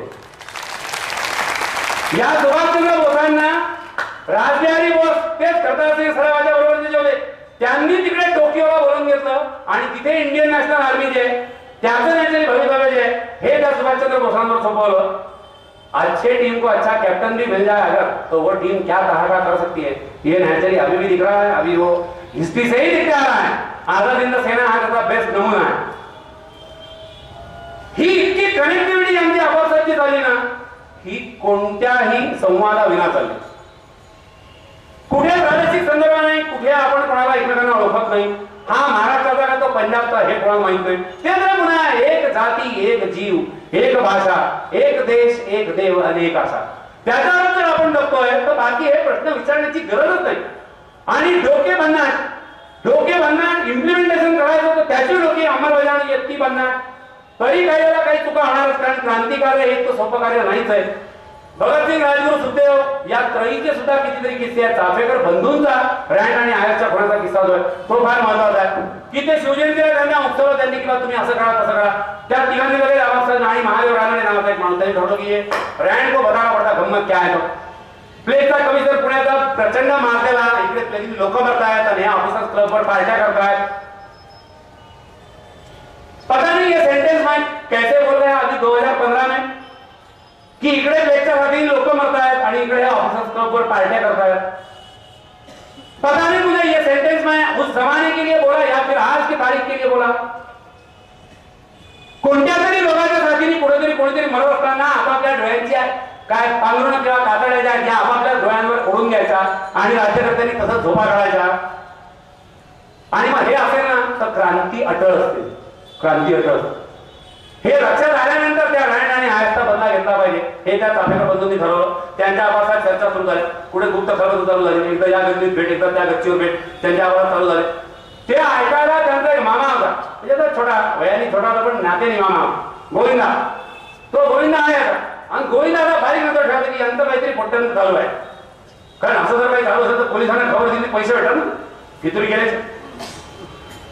आणि यांच्या लक्षात आलं की गोविंदा मामाचं काहीतरी चालू आहे किंवा हा आपल्याला काहीतरी बारीक मध्ये नजर ठेवतो, दरवाजा मागं करून काहीतरी ऐकते काय. मग त्यांचं ते लक्षात आलं, त्यांनी केलं की एक जण अशा ठिकाणी बसेल किंवा समजा आपण गच्चीवर बसतो, एक जण दरवाजाच्या जिन्याच्या दरवाजाच्या बसतो. आणि गोविंदा मामा आला की तो फक्त तेवढं एकच वाक्य म्हणे, गोंद्या आला रे आला. गोंद्या आला चूप, बाकी बरोबर नाही करायचं, कट करा बंद, त्याची कोणतीही चर्चा नाही करायची, एकदम शांत. शेवटी हे गोंद्या आला रे आला प्रकरण इतकं वाढलं की त्यांनी रँड आणि आयसा खोदून गेला. त्या ऑपरेशनचं खोडणारच ते, त्या ऑपरेशनचं खोडणारच ते गोंद्या आला रे आला. झालं प्लॅनिंग पुण्याला कॅम्प एरियामध्ये, म्हणजे जर्मन बेकरीचा बॉम्बस्फोट झाला. हे तुम्हाला पेपरला तुम्ही वाचून माहिती आहे. जर्मन बेकरी आहे या कॅम्पचा आहे. त्या कॅम्प मध्ये ऑफिसर्स क्लब होता आणि तिथून सध्या कॉलेज ऑफ ऍग्रिकल्चर तिथे पुण्याला, म्हणजे गणेश केंद्र रोड, रिझर्व्ह बँकेचं college of agriculture banking, Fergusson college FC road, college of agriculture, Sakhar Sankul, या रस्त्याने गणेश केंद्र पुढे तिथे ते दोन चाफेकर बंधू दामोदर आणि बालकृष्ण हे बसलेले, त्यांच्या हातात भरलेली पिस्तूल आणि तो सगळ्यात छोटा भाऊ आणि त्याचा मित्र महादेव रानडे, वासुदेव चाफेकर आणि महादेव रानडे हे त्या कॅम्पच्या एरियामध्ये त्या ऑफिसर्स क्लबच्या बाहेर नुसते सासवसाठी होते. रँड आत होता, त्याची बायको आत होती, आयर्स त्याचा सहकारी आत होता, त्याची पण बायको त्याच्याबरोबर होती. सगळे ऑफिसर्स क्लब मध्ये आले होते. त्यांचं काहीतरी आत ते असं काही चालू असेल, इंग्रजांच्या परंपरेनुसार जे काय करायचे ते शेवटचंच असं होतं हे त्यांना माहित नव्हतं. हा ऑफिसर्स क्लब मध्ये जे काय डान्स करत असतील तो शेवटचा डान्सचा कार्यक्रम. मग तो आयर्सला काहीतरी काय होतं म्हणून तो त्याची बायको बाहेर आले आणि त्यांच्या गाडीचा, म्हणजे त्यांची बग्गी होती, त्यांच्या बग्गीचा कोचमन जो फरार होता. ड्रायव्हर तेव्हापासून फरारच राहत आलेले आहे. तुम्ही कुठे जा, जिथे गाडीवाले, कोणत्याही गाडीवाल्याचा ड्रायव्हर कधी टाइमवर सापडला, मी झेंडू पुष्पातून चौकात सत्कार करतो, ड्रायव्हर गायब होता. मग त्याच्या बायकोने आयडिया सांगितली की आपला ड्रायव्हर गायब आहे, म्हणजे तो बग्गीमन कोचमन जो आहे तो गायब आहे, पण रँड जो आहे लुईस त्याचा गाडी जी आहे ती उभी आहे बग्गी, आपण त्याच्या गाडीतून चाललो आणि त्याला निरोप ठेवून देऊ किंवा तू आमच्या गाडी आहे, काय प्रॉब्लेम सारखा वेळी जायचा. दुसऱ्याच्या गाड्या वापरून हे तोपर्यंत माहित नव्हतं, त्याच्यानंतर कळलंच असेल बरोबर. मग तो आयर्स गाडी त्याची बायको ती बघते त्याच्यात गाडी रँडची त्याच्यामुळे दरवाजावर असणाऱ्या वासुदेव चाफेकरला वाटलं की ही गाडी रँडची आहे. गाडी निघाली, नुसती गाडी जाणार नाही म्हणजे आज रँड आहे, आज रँड आहे म्हणजे आपली ड्युटी सुरू झाली. तो लागला त्या बगीच्या मागे धुंपळ. कॅम्प एरिया पासून तुम्ही इमेजिन करा, कॉलेज ऑफ ऍग्रिकल्चर पुढे कॅम्प एरिया पासून तो माणूस त्या बगीच्या मागे पळत आला. एकीकडे लक्षातही आले नको की आपण या बगीचा पाठलाग करतोय आणि दुसरीकडे ती बगी नजरेआडे व्हायला नको, कारण रँडचा आज कोणत्याही परिस्थितीत खात्मा करावा लागणार आहे. तो मध्ये थांबतोय, मध्ये पळतोय, मध्ये जपतोय, चालला त्याच्या मागे धाव. गेली यात्रा गणेश खिंड चौकापर्यंत. तिथे ते वासुदेवन दामोदर, बालकृष्ण आणि दामोदर चाफेकर ते तिथे उभे. हा मागून झाला, गोंद्या आला रे आला, गोंद्या आला रे आला. त्यांनी नुकतं तेवढं ऐकलं, गोंद्या आला. तो दामोदर चाफेकर तो खाली उतरला, भक्तांच्या बगीतून मागे शिरला. कोण होता हेही त्यांनी पाहिलं नाही, हेही पाहिलं नाही. गोळ्या फड फड फड फड तो आयर्स तिथे त्याच्या बायकोच्याच तिथे अंगावर पडला, तो मेला बग्गी समोर. हे लोक फरार, हे पळून जातात. इतक्या तिकडे दुसरा ड्रामा. ऑफिसर्स क्लबच्या बाहेर ही एक वरात गेली, त्याच्या मागे वासुदेव चाफेकर गेले, गोंद्या आला करत. ते जात नाही तर 5 मिनिटात रँड बाहेर, त्याची बायको बाहेर. ते दोघं त्या दुसऱ्या बघित होते. अरे मारायचं यालाच होतं रँडला, त्याच्यावर आयर्स बसलाय माहितच नव्हतं, तो फुकटमध्ये गेला. आता रँड चालला, हे महादेव रानडे गेट करून पाहतोय. त्याच्यामुळे महादेव रानडे त्याच्यामध्ये सुधार पळत सुटला. चालली डबल पुन्हा याचा चला चला चालले लपा लपा, गोंद्या आला रे आला, गोंद्या आला, डबल कसा आला गोंद्या, नाला तारा नाना.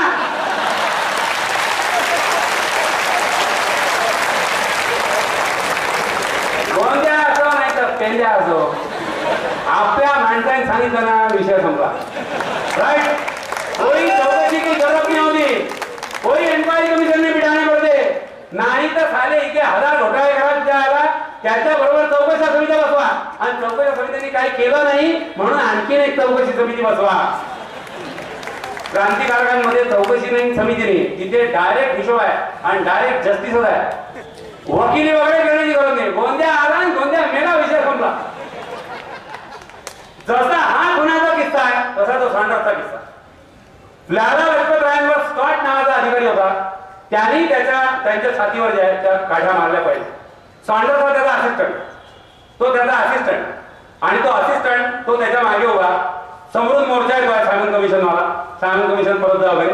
आणि लाला लजपत राय सगळ्यात समोर, कारण याचे सारे जे लीडर ते केरळ लाला लजपत राय मगाशी म्हणत होता ते समोर समोर येतात. तो स्कॉट गेला समोरून, त्यांनी कुठली कमानी करता इतका सिनियर लीडर तेव्हा त्यांनी फळाफळ फळाफळ फळाफळ त्या लालाजी लजपत राय यांच्या छातीवर त्यांनी फळफळ लाठी हल्ला केला.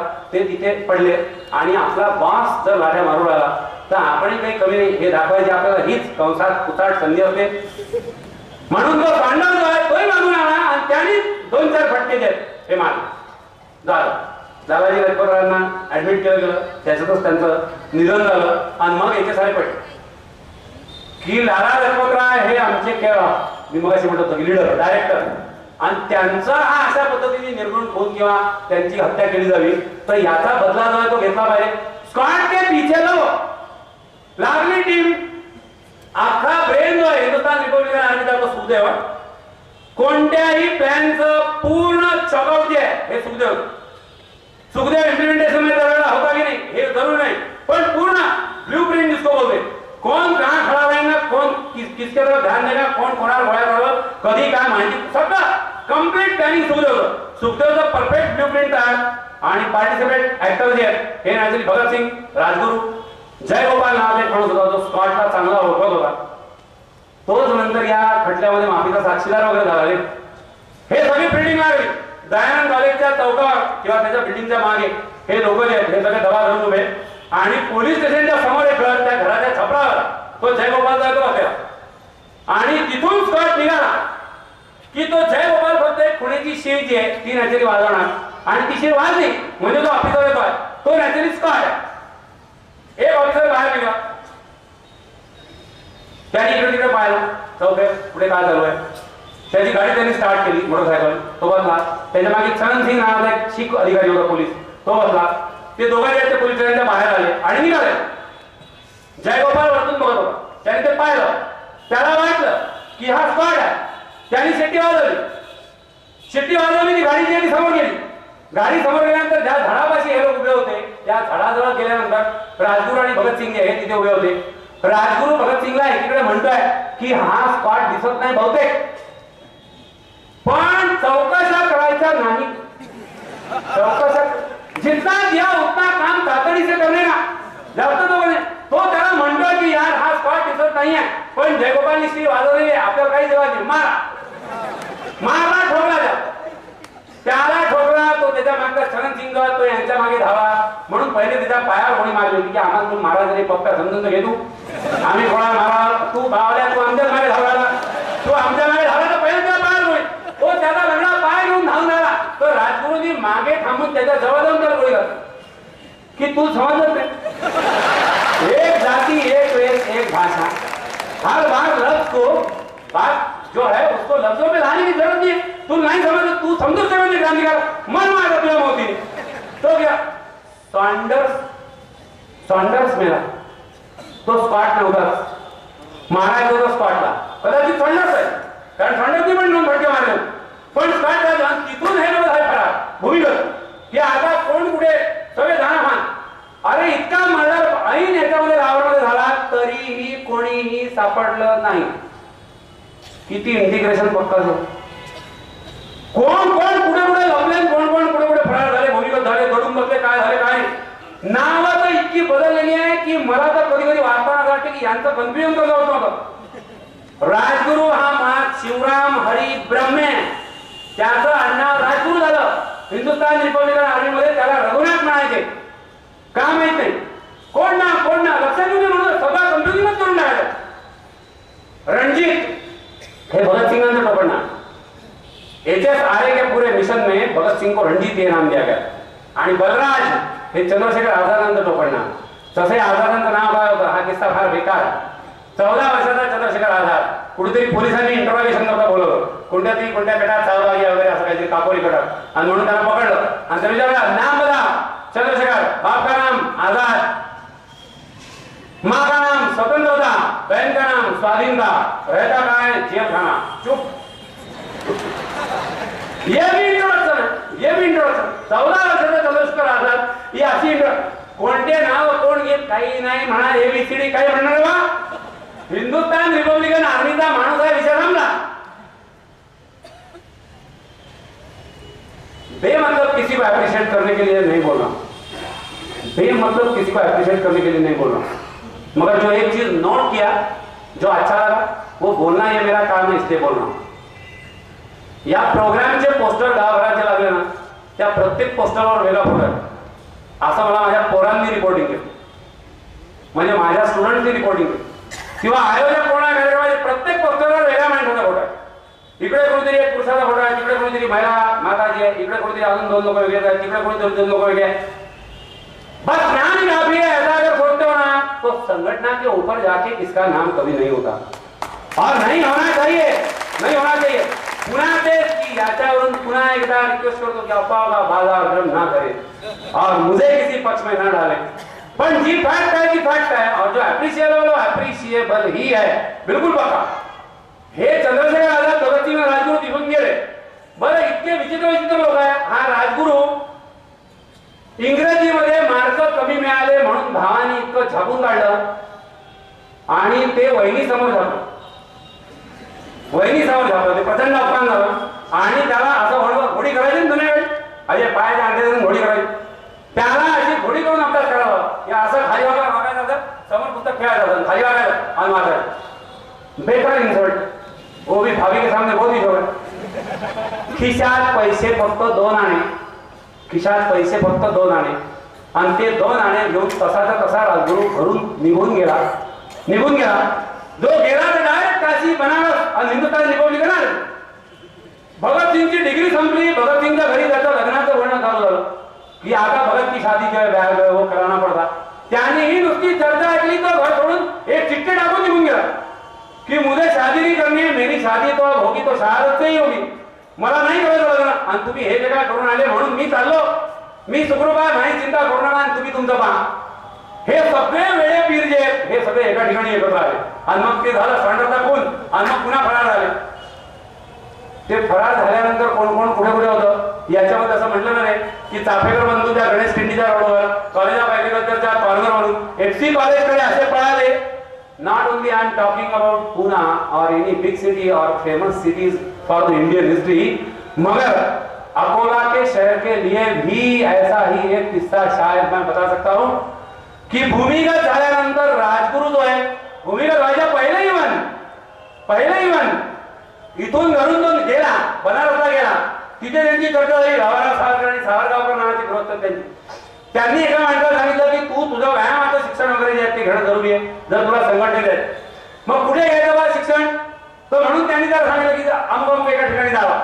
तो माणूस तो नाही गेला पण ते राजगुरू ऐकत होता, राजगुरून त्या सावरकरांच्या त्या पाया पडला तो आणि तो त्यांना म्हणे की मी जातो, हा जातो की मला माहित नाही, तुम्ही सांगितलं मला कळलं ते कुठे जायचं काय, कुठे अमरावती हनुमान व्यायाम प्रसारक मंडळ, अमरावती हनुमान व्यायाम प्रसारक मंडळ, तिथल्या व्यायाम विशारदाची पदवी आहे राजगुरूजवळ, तिथे येऊन तो 6 महिने 1 वर्ष तिथे त्यांनी त्या मर्दानी खेळ किंवा बाकीचे काय असतं त्याचा त्यांनी तो डिप्लोमा किंवा कोर्स बनवला काही तो कोर्स केला आणि मग भूमिगत झाल्यानंतर चंद्रशेखर आझाद त्यांना सांगितलं की असेंब्लीत बॉम्ब पडला, भगत सिंग आणि हे पकडले गेलेत, आपण कोणत्याही क्षणी पकडले जाऊ शकतो, उत्तरेत थांबणं धोक्याचं, तुम्ही दक्षिणेत जा।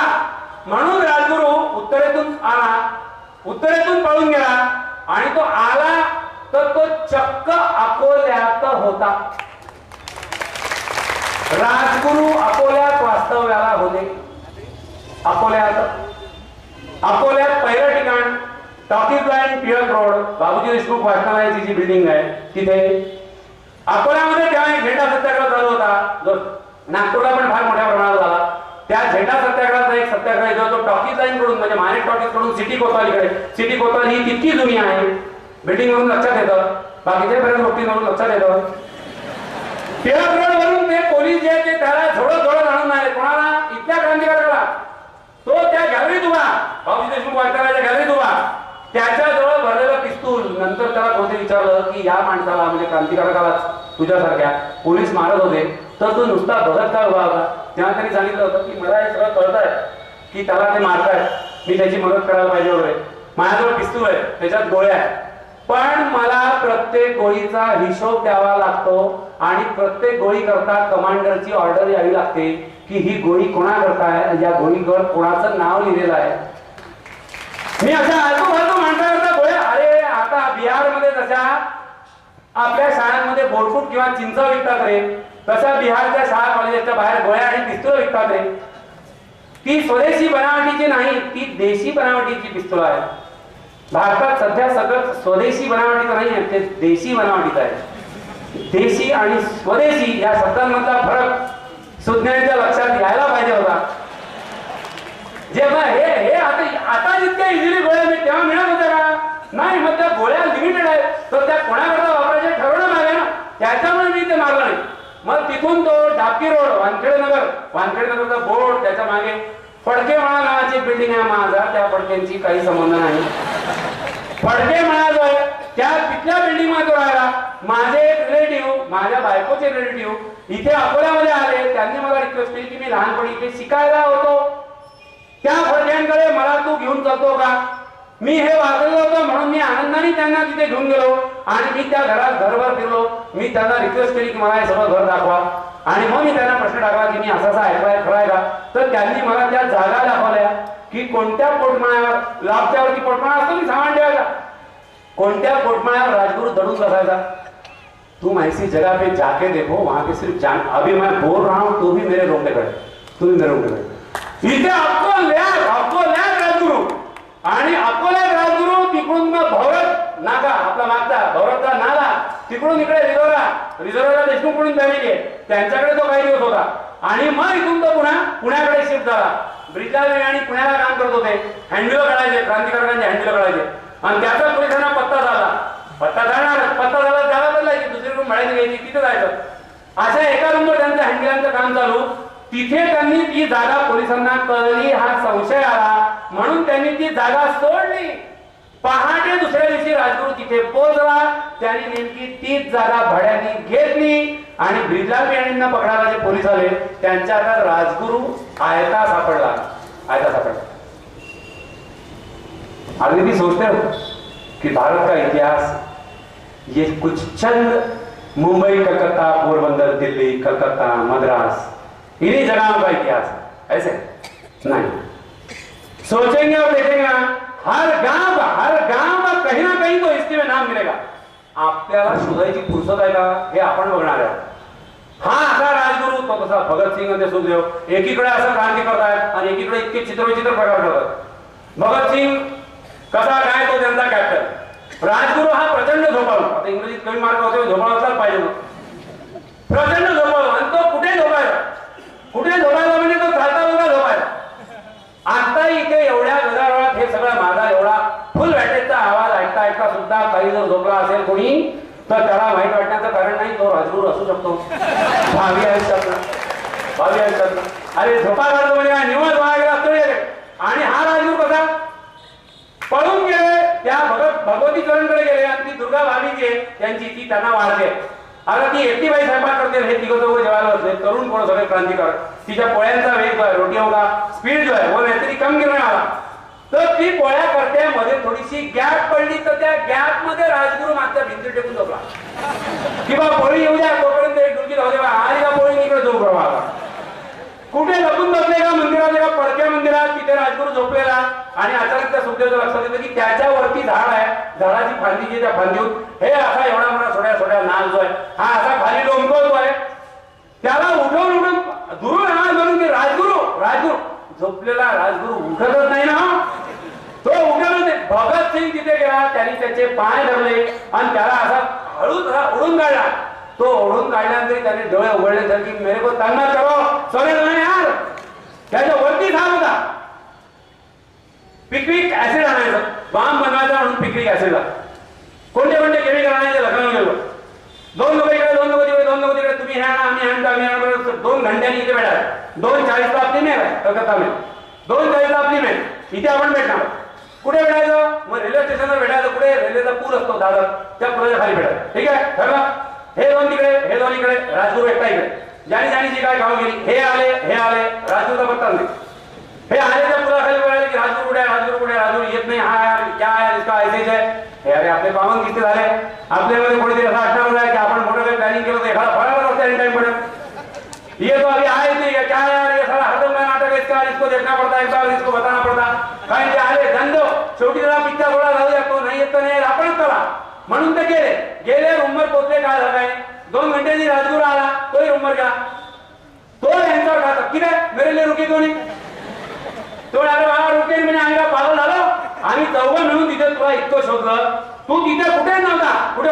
तो म्हणला मी तिथेच पुलाच्या खाली आपलं जिथे ठरलं तिथेच होतो आणि मी 1 वाजता झालो होतो. माझं काम संपवून मी 1 वाजता झालो आणि 1 वाजताच मी तिथे आलो. मग तुमची गाडी 2:40 होती आपली, म्हणून मला वाटलं की 1 घंटा वेळ आहे. तर मग काय करायचं म्हणून पुलाखाली जे भिकारी झोपले होते त्यांच्यात जाऊन झोपलो. क्या जिंदगी जिए लोग, क्या जिंदगी जिए, क्या लड़े, क्या काम किए और फिर ये भी हो सकता शायद कि क्या गए. ऐसे कहते ना कभी कभी की आयुष्यभर काम करून जे आपल्याला मिळत नाही ना ते आपण मृत्यू कसा पत्करतो त्या मृत्यूच्या क्वालिटीवर डिपेंड करतो. जिंदगी भर जीने के बाद जो हासिल नहीं होता वो शायद एक मौत के कारण हासिल हो सकता. हे तर असे लोक यार ग्रेट की इतक्या जिंदगीभर जे जे केलं ते तर इतकं मिळवलं नाही आलं म्हणून की त्याचा क्लायमॅक्स सगळा त्यांच्या डेथ नाही पकडला. प्रत्येकाची डेथ वेगळी. मदन नाव ढिंगा टिपिकल सूट बूट कोट टाय केम्ब्रिज वाला माणूस इंडिया हाऊस एकदम आणि रोज सकाळी आरशासमोर उभे राहिले की त्याचा टाय जो आहे त्याची बरोबर ती डबल नॉटची आहे ती तशी आली पाहिजे तशीच आली पाहिजे. Same to same. बाजूला कोणी आला त्यांनी चुकून टाय लावले मेरे टाय हात में लगा. टाय की गाठ माझी मीच मांडणार. I will try my not anyone else. कर्जनवाडीचा खून झाला, धिंगरा पकडला गेला, फाशीची शिक्षा झाली. फाशी गेटवर पोहोचवलं, तिथे गेला, फासाच्या समोर उभा राहिला. जो फाशी देणार होता तो माणूस जो आहे तो समोर सरकला. त्यांनी तो दोर खाली आणला आणि तो याच्या गळ्यात अडकवायला लागला. धिंगराने त्याला 1 मिनिटात थांबवलं.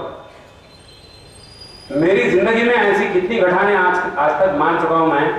आज ये 1 घटना और मेरे जिंदगी में लास्ट, मगर तेरे हाथ से नहीं मेरे हाथ आपने जगले यार. काय जगले कसे गेले. चाफेकर बंधू ते भजनं म्हणत जे आहे ते त्याच्यावर चढले आणि त्यांनी फाशी घेतली. व्हिक्टोरिया राणीच्या प्रॉमिसेस पासून सगळे प्रॉमिसेस धाब्यावर बसवून तात्या टोपेला नियम कायदे सगळं म्हणून जाहीरपणे फाशी दिलं गेलं उज्जैनला. कारण तात्या टोपेची दहशतच एवढी होती की तो जिवंत राहिला असताना तर यांना जीना आराम करके रखता जाईल. त्याच्यामुळे व्हिक्टोरियाचं प्रॉमिसही केलं पाहिजे पण तात्या टोपे गेला पाहिजे ही इतकी भावना इंग्रजांमध्ये प्रकट होती की त्याला सुद्धा त्यांनी तसं कट कारस्थान आणि कपट करून जे ते तसंच मारलेलं. भगतसिंग राजगुरू सुखदेवराय तसंच मारलेलं. एक कोणतेतरी असेंब्लीत बॉम्ब, मग असेंब्लीत बॉम्ब टाकला म्हणून एक खटला, त्या खटल्याची 25 वर्ष काळ्या पाण्याची शिक्षा.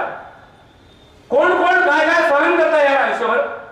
सावरकर त्या अंदमानला गेले, महाराज रामाची बोट प्रचंड भोंगा लागला, ती बोट निघाली, खालच्या मध्ये त्यांना कोंबलेलं, त्याच्या आधी मार्शेलीस बंदरात त्या बोटीतून उडी मारून ते पळून जाण्याचा प्रयत्न करतात. हा माणूस कुठूनही पुढे काय करू शकतो म्हणून तळ बंदरात त्यांना कोंबलं गेलं. एका कोपऱ्यात त्यांची पथारी टाकलेली.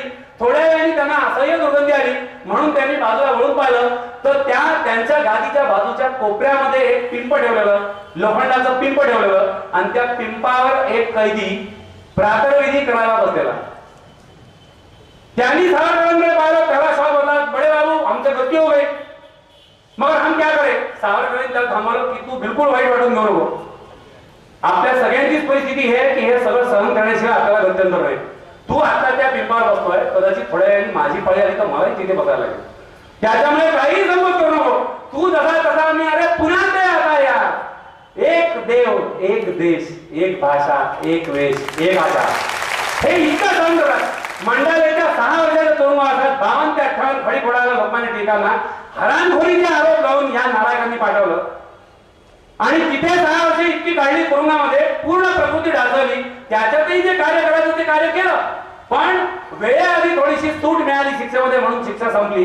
आणि गुप्तपणे कारण कळलं तर लोक दिलं टिळकांना भेटायला. टिळक महाराज इतका मोठा तमाशा खडा करू शकतात ना देशभर किंवा राज्यभर. मग जसं बारीक मध्ये नेलं ना हरामखोरांनी, तसं गुप्तपणे हळूच आणून टाका उंदरासारखं. म्हणून एक गाडी म्हणजे ट्रेन रंगून मंडाले रंगून ब्रह्मदेश, तिथून मुंबई, तिथून पुणे, आणि रात्री 11:15 वाजता गायकवाडवाडा म्हणजे जिथे टिळक राहत होते तिथे त्यांना टिळकांना आणून सोडलं. 12 वाजता ते घराच्या याच्यावर थापा मारतात, दार उघडा म्हणून. आतून आवाज येतो की दार उघडायचं नाही अशी मला सूचना. टिळकांचा जो मॅनेजर होता, घरचं सगळं काम पाहणार, विद्वान नावाचा माणूस, त्याची सूचना आहे म्हणून मी दार उघडू शकत नाही. मग बाहेरून टिळकाने सांगितलं की अरे मी बोलतोय टिळक. त्याच्यानंतर तो म्हणाला मी तर आता अजिबातच उघडत नाही, कारण मला माहिती आहे की टिळक मंडालेला आहे. मग कसं तरी करून दार उघडतं. जिकडे तिकडे थोडासा आनंद, थोडासा आश्चर्य, फार मोठा दिलासा की टिळकांना का होईना, 2 महिने का होईना, पण आधी सोडलं. टिळक स्वतःच्याच घरात परक्यासारखे 6 वर्ष होतं. पुन्हा एकदा घुसले, आज देवाणघेवाणीमध्ये बसले, कोणीतरी त्यांना पाणी आणून दिलं. पुन्हा टिळकांची नजर जी आहे ती आतल्या मास्कराकडे वळते आणि सत्यभामाबाई म्हणजे टिळकांची पत्नी ही येणार नाही आता हे माहीत असूनही टिळकांची व्याकुळ नजर पुन्हा त्या मास्कराकडे वळते. ती बाहेर येऊ शकणार नव्हती, ती बाहेर आता कधीच येणार नव्हती, कारण मंडालेच्या तुरुंगामध्ये टिळक असताना 2 वर्षानंतर तिचं पुण्यामध्ये निधन झालं होतं. हर वक्त में क्रांति के आयाम में, हर वक्त में, हर समय में डायमेंशंस हैं. ऐसा नहीं सिर्फ कि हिस्ट्री में ही क्रांतिकारक थे, ऐसा नहीं कि ये गोलियां और बम चलाने वाले ही लोग क्रांतिकारी थे.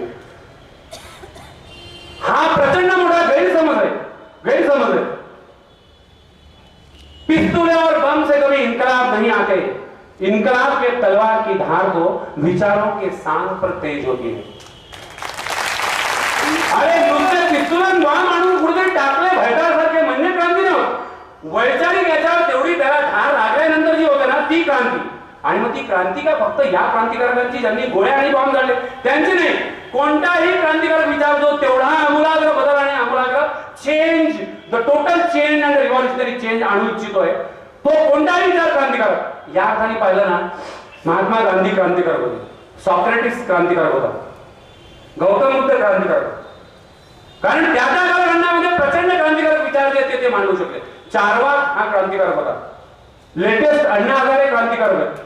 आपण त्यांना समाजसेवक म्हणतो. अरे मी पुन्हा सांगितलं ना, क्रांती, राजकीय क्रांती, सामाजिक क्रांती, औद्योगिक क्रांती, आर्थिक क्रांती, सांस्कृतिक क्रांती, शैक्षणिक क्रांती, अजून जेवढी बोट असतील तेवढी काळा, एवढी सगळी क्रांती. मग अण्णा हजारेंची चालली ती सामाजिक क्रांती. ते सामाजिक क्रांतिकारकच आहेत, त्यांना समाजसेवक म्हणून तुम्ही म्हणू शकता. हे सगळे डॉक्टर लोक, मग ते वैभव आले, डॉक्टर काय स्मिता रवींद्र कोल्हे आले, किंवा काय डॉक्टर प्रकाश आमटे आले, हे पण क्रांतिकारकच. हे सगळे क्रांतिकारक. आणि कोणी त्यांना लेटेस्ट 2015 तक की बात कर रहा हूं, तो मुझे नहीं पता, मगर हो सकता है कि ये पूरी लिस्ट में यहाँ पे जितने लोग बैठे हैं या उपस्थित है उसमें से भी किसी का भी नाम आने वाले सालों में आ सकता है. बिल्कुल आ सकता है. मगर वो आने के लिए हम ये पहले सोचे कि क्या करना पड़ता, कैसे करना पड़ता, कितना सहना पड़ता, ये सोच समझ के जाएंगे तो फिर और आसान होगा ना. मग म्हणून त्या लोकांनी टिळकांचा किस्सा सांगितला, म्हणून सावरकरांनी काय भोगलं, काय पाण्यावर हे सांगितलं. कुठे लाकडं दाबायला जंगलात घुसवतात तर त्या जळवा, त्या दोन्ही बाजूनी चिपकतात अंगाला, रक्त शोषून घेणाऱ्या जळवा. एका हाताने ती जळव काढली, अशी ओढून काढायला लागते, ती काढली की ती गेली म्हणून आपण चुकीचा निश्वास टाकायचा तर लक्षात येतं की ती या बोटाची कटली, ती इतक्या इझिली निघत नाही. आजकाल उसाच्या चरखांवर रस सुद्धा काढायला आपण बैल लावत नाही रे, है ना, सही मशीन लावतात, मशीन आहे ना, ते उसाच्या चरखा लावतात मशीन, छन छन छन छन छन छन फिरतो ना, कुठेतरी पॉवर कट असेल तसे सगळं धरून फिरतो ना, निघतो ना रस. हे काळ्या पाण्यामध्ये या लोकांना तो कोलू म्हणजे तो चरक जो आहे तो बैलासारखा लिटरली फिरवायला लागत होता. रोजचं 12 पाऊंड तेल काढून घ्यायची सक्ती होती आणि ते नाही काढलं तर मिठाच्या पाण्यात बुडवलेले चामड्याचे चाबूक जे त्याच्या फटक्यांची शिक्षा होती. इतकं सहन केलंय क्रांतिकारकांनी. इतकं सहन केलं तरी तितक्या स्थितप्रज्ञपणे आणि तितक्या निर्धाराने मृत्यूला इतक्या हसत सामोरे गेले. सब पुरी दीवारें इधर उधर तोड़ सगळे धाई चारा. नॅशनल इंटिग्रेशन म्हणजे काय? काहीच नाही. क्रांतिकारी. बस क्रांतिकारी. राष्ट्रीय एकात्मता, सामाजिक सौहार्द म्हणजे काय? क्रांतिकारी. कोण कोणाला कोणाच्या नावाने ओळखते तरी इतके पक्के गळ्यात भेटतात आणि समजून घेतात की हा माझा आहे. हृदयाचे बीट्स एकमेकांना जिथे जाणवतात ना तिथे तुमच्या चेहऱ्यावर खोटा स्माईल आणण्याची गरज नसते. आणि आजकाल कसं आहे रे की आजकाल फक्त चेहऱ्यावर आपण खोटा स्माईल आणतो तात्पुरतं. एअर होस्टेसेस म्हणतात ना तसं. Hello, hi, yes, I know you and no one bothers about nobody. हा मेरा की तो जिवंत है, कोणाला कशाची काही घेणं नाही. तिथे ती दिल से दिल की भाषा करती तो ये होना बिलकुल जरूरी था. आणि म्हणूनच शेवटच्या दिवसांमध्ये भगतसिंग, राजगुरू, सुखदेव जे ते सुद्धा तितक्या धीरोदात्तपणे मृत्यूला सामोरे गेले. शेवटचे 2-3 दिवस त्यांच्या कोठडीचे. तो वार्डन जो आहे त्याला विचारतो की साहेब त्या आता हुकूम आला. कशाचा हुकूम हे त्याला सांगणं कठीण आहे. मग कोणता हुकूम आला, काय आला? तर त्याने त्याला सांगितलं की बा असं आलं. काय तुमच्या फाशीचा हुकूम आला? ठीक आहे ना, येणार होती फाशी. तो कब लगवा रहे हो शादी हमारी? भगतसिंग का बोलता कब लगवा रहे हो शादी हमारी? 2 दिन के बाद. चलो ठीक है, फिर और कुछ? आप और कुछ पूछने आए थे? म्हणजे विचारायला लागला की शेवटची इच्छा काय? शेवटची इच्छा काय म्हणायचं? म्हणायचं तो मरणार आहे त्याला असं कसं म्हणायचं? आणि आधीच्या वर्तमानात भगतसिंग जेलमध्ये प्रचंड पॉप्युलर झाले. म्हणायचं कसं इच्छा काय? तर इच्छा तरी सांगितली की बेंबेजी के हात की रोटी खाली. बेंबेजी म्हणजे त्याची आई. तिच्या आईचं लाडाचं घरचं नाव तो तिला लहानपणी बेंबेजी म्हणायचा. विद्यावती हे त्यांचं ऑफिशियल नाव. मग तो त्याला सांगितलं की बेंबेजी की हात की रोटी खाली. बेंबेजी कुठे राहिल्या? तो म्हणा किंवा हे शक्य नाही बाबा, तुझी आई कुठे? इतक्या लांब कसं काय रोटी बिटी काय गरम रोटी उनके हाथ की कैसे खाना? तो म्हणलं दूर कहाँ है? बेंबेजी तो यही है. तो कहाँ है बेंबेजी? अभी बुला था. त्याने आवाज मारला भगतसिंगने, बेंबेजी जरा इधर आइए. त्या जेलमध्ये काम करणारा तो मेहतर जो आहे, मेहतर सफाई कामगार. भगतसिंगाची कोठडी, कारण कोठडीच्या बाहेर काढायची हिंमत नाही ना या अवकाशांची. प्रातर्विधी करता सुद्धा कोठडीच्या बाहेर काढायची हिंमत नाही ना. म्हणून प्रातर्विधी तो कोठडीतच करणार आणि मग हा येऊन तो ते प्रातर्विधी त्याचे साफ करून घेऊन जाणार. तो बेंबेजी भगतसिंग का मारतो. बेंबेजी जरा इधर आइए. तो येतो. मुझे बुलाया. हाँ क्या काम है? तो त्याला सांगतो भगतसिंग डायरेक्ट की मुझे आपके हाथ की रोटी खानी. त्या मेहतरांनी तिथल्या तिथे तो पायावर कोसळला भगतसिंगाच्या. त्याचे पाय धरले तो रडायला लागला की आप ऐसा मत कहिए, मेरे इतने नापाक हाथों से मैं आपको रोटी कैसे खिला सकता हूं? तो भगतसिंगांनी त्याला उत्तर दिलं कि तेरे हाथ नापाक नहीं है, मैं तुझे बेंबेजी कहता हूं और तुझे समझा नहीं है बेंबेजी कौन है क्या है. मेरे जिंदगी में आज तक के 2 ही लोगों ने मेरी गंदगी को साफ किया. मेरे जिंदगी में आज तक 2 ही लोगों ने मेरी गंदगी को साफ किया. प्रातर्विधीची जी गंदगी आहे त्याला साफ केलं. एक मेरे बचपन की मेरी माँ बेंबेजी और दूसरी मेरी जवानी की माँ तू जो मेरे सामने खड़ा है बेंबेजी. इसलिए मैं तुझे बेंबेजी बुलाता था. अब तू ही बता कि माँ के हाथ की रोटी खाने की इच्छा हुई तो इसमें बड़ा गलत क्या हुआ? अस्पृश्यतेवर आणि सामाजिक सौहार्दावर भाषण ठोकण्यापेक्षा भगतसिंगांची मरता केलेली एक कृती आहे ना, ही तमाम अस्पृश्यतावाद्यांना वाटेल तेवढं शिकवून जाणारी कृती आहे. समाजवाद म्हणजे काय, तो कशाची खातात हे त्याच्या एका कृतीतून यत्किंचितही भाषण न देता त्यांनी ते पटवून दिलं आहे. दुसरा दिवस उजाडला, पेड़ झाली, चलो जाना पड़ा, फांसी गेट हुकुम आया है. गेले नहा लो. हाँ नहाएंगे तो सही, शादी जो है भगतसिंग तो गेले, अंघोळ केली, तो नवीन ड्रेस जो आहे तो घातला. भगतसिंग, राजगुरू, सुखदेव निघाले जायला. मग त्याचे चाचा जे आहेत ते आले आणि ते त्याला म्हणतात कि इतने दिन मैं कुछ नहीं बोला, आज तो मेरी बात सुन, आज तो वाहेगुरु का पठन कर. आज ग्रंथ साहिब से ये गुटका उठा के लाया. गुटका म्हणजे श्लोकाचा संग्रह. अशा प्रसंगी जो म्हणतात तो श्लोकांचा संग्रह. हे श्लोक मैं लेके आया, ये इतना पढ़ आज.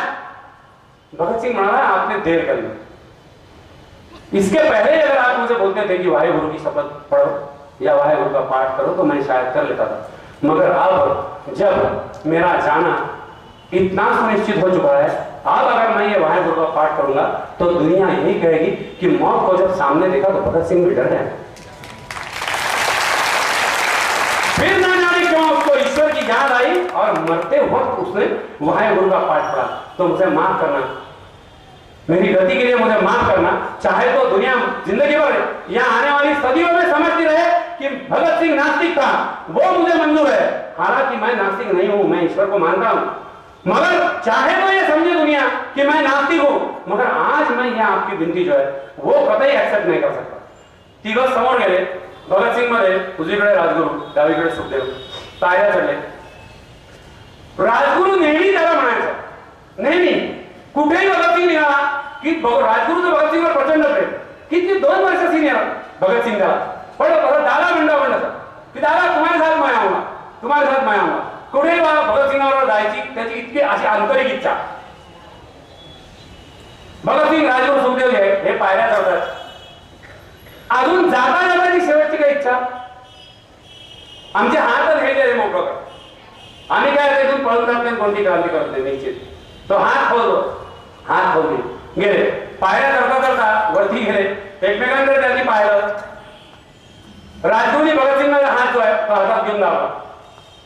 एका क्षणात भगत सिंगला ते वाक्य कळलं, देख दादा तेरे साथ आया कि नहीं। कोई कुछ बोला नहीं, कोई कुछ बोला नहीं, ना राजगुरू बोला ना दुसरे किसी ने सुना, त्यांनी फक्त त्याला हात लावला आणि भगत सिंगला ते वाक्य कळलं की क्यों दादा देखो तुम्हारे साथ आया कि नहीं। भगत सिंग त्याच्याकडे पाहून हसला डोळ्याच्या कोपऱ्यातून आणि त्याच्याकडे पाहून हसला।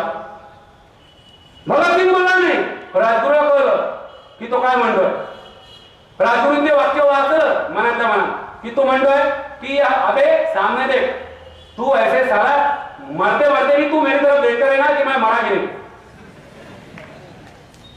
मग कसं म्हणलं नाही, पुन्हा पुन्हा तेच म्हणतोय ना, काय एक भाषा न बोलली जाणारी आणि फक्त इशाऱ्यांनी आणि स्पर्शाने समजणार। गेले वरती गेले, ते दोर टांगलेले, त्या दोरांची चुंबन घेतली, किस किया, फांसी के रस्सिया जो गाठले स्वतःच्या हाताने स्वतःच्या गळ्यात। तो जो मारेकरी उभा होता, जो ते धान्य ओढणार होता, त्याच्याकडे पाहिलं, तो लटलट कापतोय की हे माणसाची काय फाशी जाणार हे एकमेकांकडून कोण हसतात, इन्कलाब जिंदाबादचे नारे देतात, काय चाललं नाही। त्याच्या डोक्याच्या बाहेर होत होते, त्याचे हात थरथर कापायला लागले, त्याचे पाय लटलट कापायला लागले। भगत सिंगाने तिथेही त्याची नेहमीची नजर त्याच्याकडे पलटवून एकदा असं पाहिलं आणि भगत सिंगाचे एक क्षण म्हणत झालं की याला पुन्हा 2 ओळी मारा झपका। कोणत्या, सरफरोशी की तमन्ना अब हमारे दिल में है, देखना है जोर कितना बाजुए कातिल में है। अबे त्याचे हातच कापून आले तर काय जोर कातिल में। पण भगत सिंगांनी ते म्हणलं नाही। भगत सिंगांनी विचार केला की मरे हुए तो क्या माना। हाँ, त्याला फाशी देण्याच्या आधी तसा गडबडीत झालं। आता आला हे कोण काय पाहिलं, भगत सिंग रोटे म्हणले, अब आपसे विनती है आप ये फंदे ठीक कर लीजिए। ते फंदे त्यांनी ठीक केले, काय ते टोट्या घातल्या, दांडा ओढला, एक चक्र संपला। मृत्यूनंतरही त्यांच्या डेड बॉडीज कोणालाही देण्यात आल्या नाही। फ्लॅशबॅक मध्ये दरदर लोक मागे गेले, आपापल्या वैचारिक हेतूनुसार मागे गेले। जालियनवाला बाग हत्याकांड 1919, discussing for the last 5 minutes. Jallianwala Bagh 1919, त्याचा मौसा भगत सिंगचा आणि त्याची एक दूरची रिश्तेदार छोटी मुलगी बेला हे जालियनवाला बागेत त्या सभेकरता गेले आणि ते आले का नाही म्हणून त्याची मावशीन तो तिथे गेले। तिथे ते शोधताय त्यांना सापडत नाही, कुठे झाले ते फरार, काहीच नाही माहित कुठे गेला। तो मावसावाने काकाही नाही माहित आणि ती बेला पण माहित नाही कुठे। तिथे एक कुठा पडलेला, तो त्यांना रिक्वेस्ट करतोय, गोळीबार ऑलरेडी होऊन गेला डायरचा, तो त्याला रिक्वेस्ट करतोय की माझा पोरगा असं निळ्या रंगाचं कमीज तरी घालतोय, बघा बरं इथे कुठेतरी त्याला घरी घेऊन जा। ते 4 वाड्या सोडून तिकडे पाहतात, तिथे निळ्या कमीजाला एक पोरगा जो पडलेला। मावशी जे भगत सिंगाची तिथे जाते, ती पाहते तो पोटा आधीच मरून पडलेला, ती वापस येते, ती त्या म्हाताऱ्याला सांगते आपका बेटा सुरक्षित है, हमें मिल गया है, हम उसको घर तक पहुंचा दे। तिने हे वाक्य म्हटलं, त्या म्हाताऱ्याने ते वाक्य ऐकलं आणि म्हातारा मेला। म्हातारा तेवढा समाधान की आपला पोरगा सुरक्षित आहे, तो पोरगा आधीच मेलेला होता। आणि मग हे जालियनवाला बाग हत्याकांड झालं तेव्हा भगत सिंग 12 वर्षाचा 2, 4, 5 दिवस मध्ये गेले आणि मग तो आणि त्याची लहान बहीण अमरो 7 वर्षाची पोरगी, तो तिला हात धरून पळत घेऊन गेला आपल्या खोलीत, म्हणजे त्यांच्या खोलीत। त्यांनी फळकन दार लावलं आणि तो म्हणा बघ मी तुला काय गंमत दाखवतोय। त्यांनी खिशात हात घातला, शाईची एक दौत बाहेर काढली, त्या दौतीत जे काय होतं ते टेबलवर उभारलं, त्याच्यामध्ये शाई नव्हती, त्याच्यामध्ये माती होती, ती माती तिथे पडली आणि मग ती आमरोजी ती डोळेपर्यंत पाहते की भगत दादाला काय वेळ लागला काय, माती भरून का फिरतोय. मग तो सांगतो की ही जालियनवाला बाग मधली माती आहे, जिथे ते शहीद पडले होते ना तिथली माती आहे. दिल से निकल कर भी मरने के बाद भी न मिटेगी मेरे वतन की उल्फत, मेरी मिट्टी से भी खुशबू वतन आएगी. हे वाक्य जे आहे ना याची साक्षीदार असणारी ती माती, ती माती जी आहे ती तिथे पडलेली. आणि मग ती आमरो छोटीदार म्हणते की हा अब मैं डरूंगी नहीं, मैं भी तैयार हूं गोली खाने. भगत सिंग स्लाइट करेक्शन मारतो, गोली खाने नाही गोली मारणे. तिथून भगत सिंग निर्माण झालेला. आणि मग आता भगत सिंग संपलेला. भगत सिंग, राजगुरू, सुखदेव यांची तिन्ही लोकांची शव एका मोठ्या पोत्यात बांधून फिरोजपूरच्या जवळ 5 बॉर्डरच्या जवळ हुसेनीवाला सेक्टर मध्ये त्यांचे अंत्यसंस्कार घाईने केले गेले. त्यांच्या नातलगांनी त्यांच्या डेड बॉडी केल्या नाही. आणि नातलग आल्यानंतर त्यांना सांगितलं की हा आम्ही त्यांचं झालं सगळं संपवला अंत्यसंस्कार. त्या तिथे जे काय असेल ते पहा तिथे जाऊन. तो अंत्यसंस्कार अर्धवट झालेल्या मांसाचे तुकडे त्या तिथे तसेच पडलेले.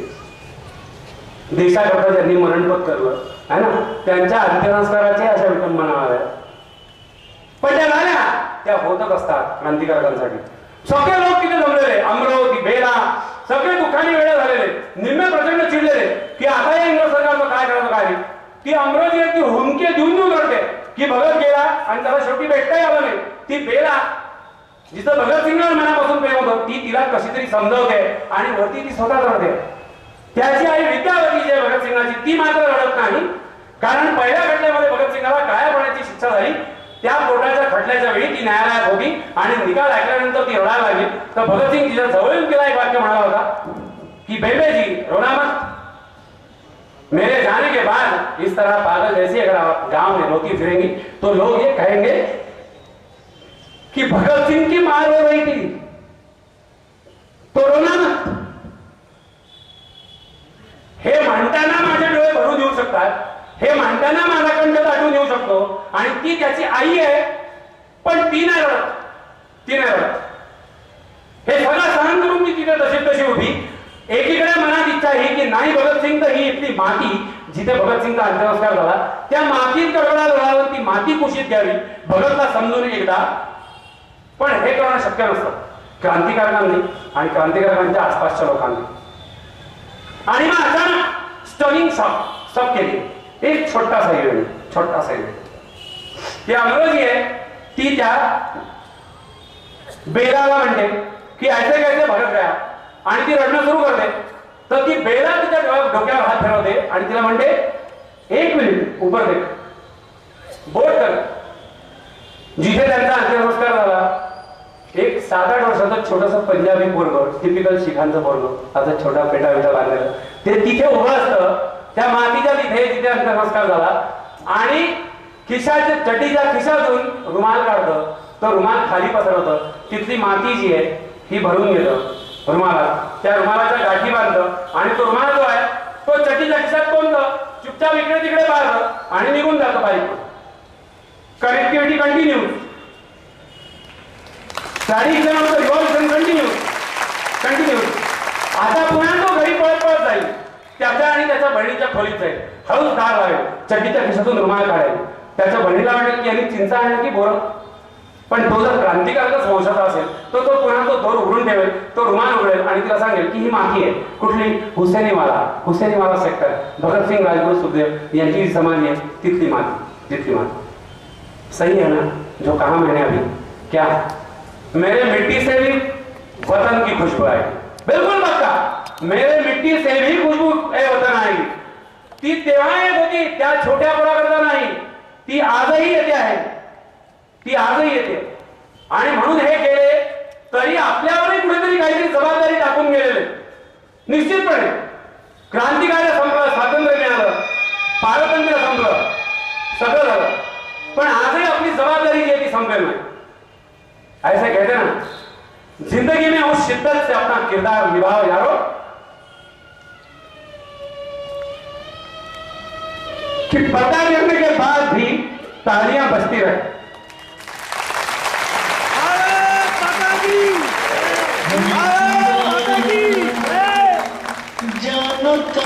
पर्दा गिर के आज पूरे 84 साल हो चुके. वही तारीख 23 मार्च, आज अभी इस वक्त मेरी घड़ी में 9 का समय, वो समय था 7:32। आज ही के दिन 23 मार्च 1931 हे सगळं आपल्याला सोपवून जर ते गेलेले तर हे सगळं आपल्याला सांभाळ करणार। पर्दा कब का गिर चुका है, आज भी तालियां बजती है इन लोगों के लिए, वो ऐसी ही बजती रहे। आज आप में से किसी का शुक्रिया अदा नहीं करूंगा। इन सब शहीदों के लिए, इन शहीदों की याद में एक दिया जलाने के लिए मुझे और आपको सबको आज यहाँ आना ही था। आप भी आए, मैं भी, अल्टीमेटली हम सब आम आदमी इसी तरह से जीता है और इसी तरह से मरता है। रुकता हूं, धन्यवाद।